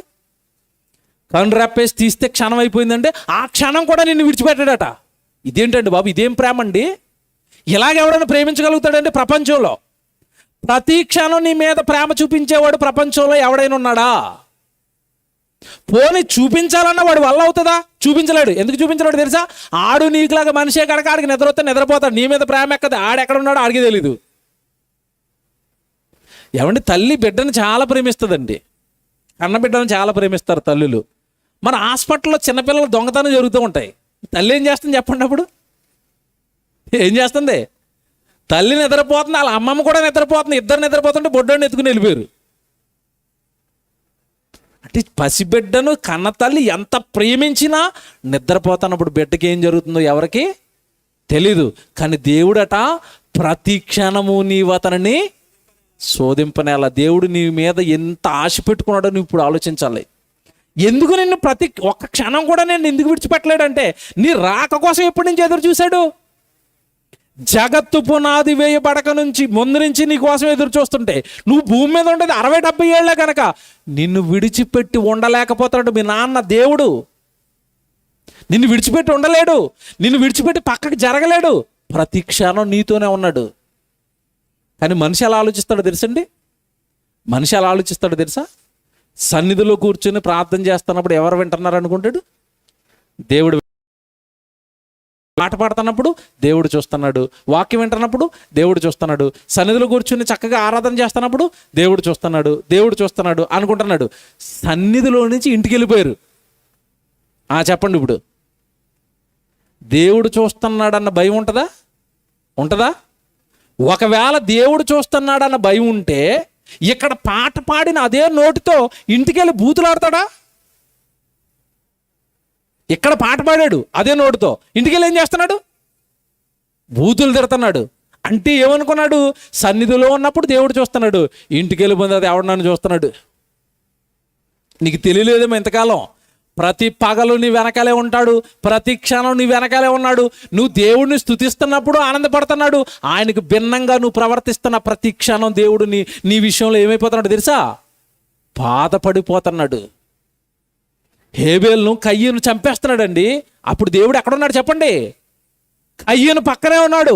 ఒరే నా కొడుకు కదా, నిన్ను కనుక్కుంటే నేను కన్న మరో కొడుకును చంపేస్తావా? నరహంతకుడుగా మారిపోయావా? ఇందుకురా నిన్ను కన్నది, ఇందుకా నీ రాక కోసం ఎదురు చూస్తున్నదని కయ్యను విషయంలో కుంగిపోయాడండి దేవుడు. ఈరోజు మన విషయంలో కూడా అంతే. దేవుడు కలలు కానీ ఈ లోకానికి వస్తామని, ఆయన మహిమపరుస్తామని, ఆయన కోసం బ్రతుకుతామని, ఇదిగో ఆయన కోసం ఇలాంటి సభలు పెట్టి ఆయన గురించి మనం చెబుతామని, ఆయన కీర్తిస్తామని, ఆయన గణపరుస్తామని, ఆయన కోసం బ్రతుకుతామని దేవుడు మన కోసం ఎదురు చూస్తుంటే మనం వెళ్ళి బారులో కూర్చున్నాం అనుకోండి, దేవుడికి ఎలాగుంటుంది? కోట్ల సంవత్సరాల నుంచి నీ కోసం ఎదురు చూసింది నువ్వు మందు తాగుతావనా? కోట్ల సంవత్సరాల నుంచి నీ కోసం ఎదురు చూసింది నువ్వు వ్యభిచారం చేస్తావనా? కోట్ల సంవత్సరాల నుంచి నీ కోసం ఎదురు చూసింది మొత్తం గుడి సన్నిధి అన్ని వదిలిపేసి ఉద్యోగం అని ఉద్యోగాలు పడిపోతావనా నీ కోసం ఎదురు చూసింది? ఏమైపోవాలి మీ నాన్న? ఏమైపోవాలి నీ కోసం కష్టపడుతున్నా నీ కన్న తండ్రి? ఆలోచించావా ఎప్పుడైనా? ఆలోచించారండి? కోట్ల సంవత్సరాల నుంచి ఎదురు చూసి ఒక్క క్షణం కూడా మనిషిని దేవుడు విడిచిపెట్టలేకపోతున్నాడు. ఇది ఎవరికి తెలియదండి. ఇది ఆదివారం ఆరాధనకు మొక్కుపడక ఒక గంట వస్తారండి, తర్వాత ఎక్కడ ఉంటారో ఎవరికి తెలియదండి. పోనీ ఇంట్లో ఉండి ప్రార్థన చేసుకుంటారా, ఇంట్లో ఉండి బైబిల్ చదువుకుంటారా, ఇంట్లో పిల్లలకి బైబిల్ నేర్పిస్తారా, ప్రతిరోజు కుటుంబ ప్రార్థన చేసుకుంటున్నారా, ప్రతిరోజు దేవుడు పనిలో ఉంటున్నారా? ఏదండి మొక్కుబడిగా ఆదివారం ఒక రోజు రావటం, అది కూడా ఏమంటే అనౌన్స్మెంట్ల మీద అనౌన్స్మెంట్ల పైన బాగా కడతారండి. పాపం పాస్టర్ గారు 9 గంటలకి వచ్చి అమలారా రండి, టైం అయిపోతుంది అని ఆయన 10 సార్లు మొత్తుకుంటే ఆ చివరిలో ఒక అనౌన్స్మెంట్ ఇస్తాడు ఆయన. ఏమని? ఇక మీ ఇష్టం, వాక్యం మొదలెట్టేస్తానని, మీ పనులన్నీ ముగించుకుని రండి అంటే అప్పుడు వస్తాం మనం. ఎక్కడికి? ఎంత బాధగా ఉంటుందండి దేవుడికి. ఆయన సన్నిధికి రావడానికి పాస్టర్ గారు అన్నిసార్లు పిలవాలా? జగన్ గారు పెన్షన్ ఇస్తున్నారు 3000, పిలిస్తే వెళ్తారా, పిలక ముందు వెళ్ళిపోతారా? రాత్రి లైన్లో ఉంటారు అక్కడికి వెళ్ళి 3000కి. డబ్బులకి లైన్లో ఉంటున్నావు నువ్వు. మీ నాన్న దగ్గరికి లైన్లో ఉండాలి కదా, ముందే వచ్చేయాలి కదా, అరగంట ముందు. అవి శుభ్రం చేయాలి కదా, గుడిని శుభ్రం చేయాలి కదా, అన్ని బాగు చేయాలి కదా, దేవుడి సన్నిధిలో ఉండాలని ఆశ ఉండాలి కదా నీకు. నీకు ఎందుకు లేదు ఈ ఆశ అంటే, మీ నాన్న నిన్ను ఎంతగా ప్రేమిస్తున్నాడో మీ దేవుడు నీకు తెలియదండి. ప్రతి పగలు దర్శిస్తున్నాడట, ప్రతి క్షణం మన పక్కనే ఉన్నాడట. ఇంకా మీకు చెప్పనా, భయం వేసేద్ది. ఇప్పుడు రెఫరెన్స్ చూపిస్తాను ఇప్పుడు నేను, ఇంకా భయం వేస్తుంది మీకు. తప్పు చేస్తున్న వాళ్ళందరి గుండెల్లో రైళ్లు పరిగెడతాయి. పాపం చేస్తున్న వాళ్ళందరికీ భయం కలుగుతుంది. ఇప్పుడు రెఫరెన్స్ చూపిస్తాను నేను. కీర్తనల గ్రంథం చివరి మాట 139 మొదటి 2 వచనాలు చదువుకుందాం. ముగింపు మాట కీర్తనల గ్రంథం 139. కీర్తనల గ్రంథం 139. యెహోవా నీవు నన్ను పరిశోధించి తెలుసుకుని ఉన్నావు. 2వ వచనం రాసుకోండి జాగ్రత్తగా. నేను కూర్చుండుట, నేను లేచుట నీకు తెలియను. ఇదేంటిది? ఎలా తెలుస్తుందండి? నేను కూర్చుండుట, నేను లేచుట నీకు తెలిసిపోద్ది. ఎలా తెలిసిపోద్ది? ఎలా తెలిసిపోద్దండి? భర్త ఇంటి నుంచి బయటికి వెళ్తున్నాడు, ముందే చెప్తుంది అమ్మ, ఆ భార్య జాగ్రత్త చెప్తుంది, ఏమండి డ్యూటీ అయిపోగానే ఇంటికి వచ్చేయండి, ఎక్కడ తిరక్కండి అంటది. ఈయన సరేనమ్మా ఇంటికి వెళ్తాడు. ఎవరో ఫ్రెండ్స్ ఉన్నారు, వాళ్ళతో ఎక్కడికో తిరిగాడు, ఎవడ త్రాగుపోతే అయిపోయాడు, అలా తిరుక్కుని వచ్చాడు, ఇంటికి వచ్చాడు. ఎక్కడికి వెళ్ళావంటే నేను డ్యూటీకి వెళ్ళి వచ్చాను అంటాడు. ఏం చేశాడు? ఈవిడికి ఏమైనా తెలుస్తుందా? తెలియదు కదండి, చూడలేదు కదండి. దేవుడు అలా చూడలేనుడా? నీవు కూర్చుండుట, నీవు లేచుట నాకు తెలుసు. ఎలా తెలుసు అంటే, నేను సీసీ కెమెరాలాగా ప్రతి క్షణం నీ వెనకాలే ఉన్నాను. నువ్వు ఎక్కడ తిరుగుతున్నావో నాకు తెలుసు, ఎవరితో తిరుగుతున్నావో నాకు తెలుసు, ఏ పాపాలు చేయడానికి ప్లాన్లు వేస్తున్నావో తెలుసు, ఏ పాపాలు చేస్తున్నావో తెలుసు, ఎక్కడ టైంపాస్ చేస్తున్నావో తెలుసు. నాకు అన్నీ తెలుసు. నువ్వు కూర్చున్నా, నువ్వు లేచినా నాకు తెలిసిపోతుంది. ఇది దేవుడు అంటే. ఇంకా చూస్తారా కిందకి? కింద చూడండి. ఇంకా నాకు తలంపు పుట్టక మునిపే నీవు నా మనసును గ్రహించుచున్నావు. ఈ కింద చూడండి, నా నడక, నా పడక. చూసారా? నువ్వు నడక, ఎక్కడికి నడుస్తున్నావు? ఎక్కడికి నడుస్తున్నావు? దేవుడి సన్నిధికి ఎన్నిసార్లు నడిచావు? నీ ఉద్యోగానికి ఎన్నిసార్లు నడిచావు? ఎందుకంటే సువార్త ప్రకటించు వారి పాదాలు సుందరములు అన్నాడు కదా. ఆ పాదాలతో సువార్త కోసం ప్రకటించాలని నీకు పాదాలు ఇచ్చాడు. కానీ ఎప్పుడైనా సువార్తకు నడిచాయి ఆ పాదాలు? నేను నడక నాకు తెలుసు. నువ్వు ఎక్కడికి నడిచావో నేను కౌంట్ వేస్తున్నాను. నీవు ఎన్ని అడుగులు భూమి మీద పడుతున్నాయో కౌంట్ వేస్తున్నాను. ఎందుకంటే నా కోసం నడవవలసిన పాదాలు ఎక్కడికి నడిచాయి? పైన చూసారా? నువ్వు కూర్చుండుట, నీవు లేచుట నాకు తెలియదు అంటాడు. దీనికి ఒకటి మాట చెప్పను. ఇప్పుడు మీకు చాలామంది ప్రార్థనలో కూర్చుంటారండి. ప్రార్థనలో కూర్చున్నారు. సైతాన్ గారు కూర్చునేవాడు కదా, ఎవరితోనో ఫోన్ చేయిస్తాడు. ఫోన్ చేయించిన ఫోన్లో అర్జెంటుగా రారా అనగానే ప్రార్థనలోంచి లేచి వెళ్ళిపోతారు. ఇప్పుడు కూర్చోవటం చూసిన దేవుడు నువ్వు లేచి వెళ్ళిపోవడం చూస్తున్నాడా? చూస్తాడా? చూస్తాడు. ఏమంటే దేవుడు ప్లేస్లో ఒకసారి మీరు కూర్చుని ఆలోచించండి. ఈ కూర్చుని లేచి వెళ్ళిపోతున్నవాడు మీరు దేవుడి స్థానంలో ఉంటే మీరు ఏం చేస్తారు చెప్పండి? ఏం చేస్తారు? జగత్తు పునాది వేయబడక ముందు నుంచి నేను ఎదురు చూసి 3 రోజులు సభలెట్టి 3 రోజులు సభలో కూర్చోమంటే మధ్యలో లేచి వెళ్ళిపోతున్నావా? ఏం చేయాలరా నిన్ను అంటే మీరు దేవుడి స్థానంలో ఉంటే మీరు ఏం చేస్తారు చెప్పండి? ఏం చేస్తారు మీరు? ఎక్కడికి వెళ్తానో బండి మీద కదా, వెనకాలే వస్తాడు కదా, వెళ్ళరా బండి అలాగే వెళ్తుంది. ఒక చిన్నగా లారీని పంపించాడు. రేపు తర్వాత రోజు మీటింగ్కి రాడు, వెళ్ళి ఎక్కడ ఉంటాడు? తాడేపల్లిగూడలో పెద్ద హాస్పిటల్లో ఉంటాడు. ఏ సన్నిధిలో కూర్చోవలసి నువ్వు ఎందుకు హాస్పిటల్లో ఉన్నావు? నువ్వు ఉండవు కదా ఆయన దగ్గర, నీ ఇష్టం కదా, నీ బ్రతుకు కదా. దేవుడి దగ్గర ఉండడానికి మనసు లేదు కదా. ఆయన మనసేమో నీ మీద, నీ మనసేమో లోకం మీద, మనుషుల మీద. ఏం చేయాలి నిన్ను? ఏం చేయాలి? దండిస్తున్నాడు, దండించైనా మార్చుకోవాలనుకుంటున్నాడు. దేవుడు అనగానే ఎప్పుడూ ప్రేమమయుడు అని అనుకోకండి. నాన్నకి గట్టిగా కోపం వచ్చింది అనుకోండి, తప్పు మీద తప్పు, తప్పు మీద తప్పు, తప్పు మీద తప్పు చేస్తున్నాడు కొడుకు. నాన్న కోపం వస్తే ఏం చేస్తాడు? చెబుతాడు, ముందు చెబుతాడు. కొంతకాలానికి వినకపోతే బెల్ట్ తీస్తాడు, కర్ర తీస్తాడు. కనుక దేవుని పిల్లరా, మన రాక కోసం మన నాన్న ఎదురు చూశాడండి. కోట్ల సంవత్సరాల నుంచి ఎదురు చూశాడండి. మీరు భూమి మీద ఉండేదేమో 60-70 సంవత్సరాలు అండి. కనుక దేవుడికి అన్యాయం చేయకండి. దేవుడి సన్నిధి ఉందా, టక్కమని పరిగెట్టుకుని వచ్చి దేవుడి సన్నిధిలో కూర్చోండి. దేవుడు మాటలు వినండి. దేవుడు పరిచయం చేయండి. దేవుడి సంఘానికి తోడుగా ఉండండి. సేవకులకు సాకారులుగా ఉండండి. ఇలాంటి కార్యక్రమాలు చేయండి. దేవుడి యొక్క ఉద్దేశాలు, దేవుడి యొక్క ఆలోచనలు, బైబిల్లో దేవుడు రాయించిన వాస్తవాలు ఎవరైనా గంట సేపు కొట్టుకుంటానండి. మహా అయితే మీకు 4-3 రెఫరెన్స్లు అర్థం చేయించగలిగాను అంతే. బైబిల్లో ఎన్ని వందల రెఫరెన్స్లు ఉన్నాయండి. ఇవన్నీ ప్రజలకి ఎప్పుడు చెప్పాలి? ఈ ఉద్దేశాలన్నీ, దేవుడి ఉద్దేశాలన్నీ ప్రజలకు ఎప్పుడు అర్థం అవ్వాలి? వాడు ఎప్పుడు మారాలి? బైబిల్లో ఉన్న వాస్తవాలన్నీ చెప్పాలంటే ఇలాంటి సభలు ఎన్ని జరగాలి? మీరు ఆలోచించుకోండి. కనుక దేవుని పిల్లలారా, కాలం మనది చాలా చిన్నదండి. భూమి మీద మనం ఉండేదండి 60-70 అండి. దేవుడికి చాలా చిన్న సమయం అండి ఇది. కనుక వృధా చేసుకోకండి. లోకానికి, నేరాలకి, పాపాలకి మీ కాలాన్ని ఇచ్చి పరలోకంలో ఉన్న కన్నతండ్రికి, ఆయన మీ మనసు పెట్టుకుని మీ వెనకాలే వస్తాను మీ కన్నతండ్రికి మీరు అన్యాయం చేయకండి. దేవుడి సన్నిధిలో ఉండండి, వాక్యంలో ఉండండి, ప్రార్థనలో ఉండండి. దేవుడికి పనికొచ్చే పనులు చేయండి. ఎవరితో మాట్లాడుతుంటే వాక్యం చెప్పండి. ఎవరినైనా దేవుడి సన్నిధికి తీసుకురావడానికి ప్రయత్నించండి. దేవుడిలో ఉంచడానికి కష్టపడండి. ఒక సహోదరుని దేవుడి వైపు మళ్లించడానికి ఏదైనా ఆలోచించండి. ఇలా దైవ సంబంధమైన ఆలోచనలతో ఉండండి తప్ప లోకము, ఈ పాపము వద్దండి. యేసుక్రీస్తుల వారి రాకడ రేపే జరిగింది అనుకోండి, మనలో ఎంతమంది సిద్ధంగా ఉన్నాం రెండో రాకడని ఎదుర్కోవడానికి, పరలోకం వెళ్ళిపోవడానికి? మీరు ఆలోచించుకోండి.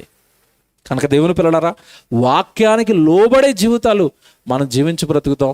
మన మీద మనసు పెట్టుకుని మన వెనకాలే ఉంటున్న పరలోకపు తండ్రిని ఆనంద పెడదాం, సంతోష పెడదాం తప్ప ఆయన్ని ఎప్పుడు బాధ పెట్టేవారుగా మనం ఉండకూడదు.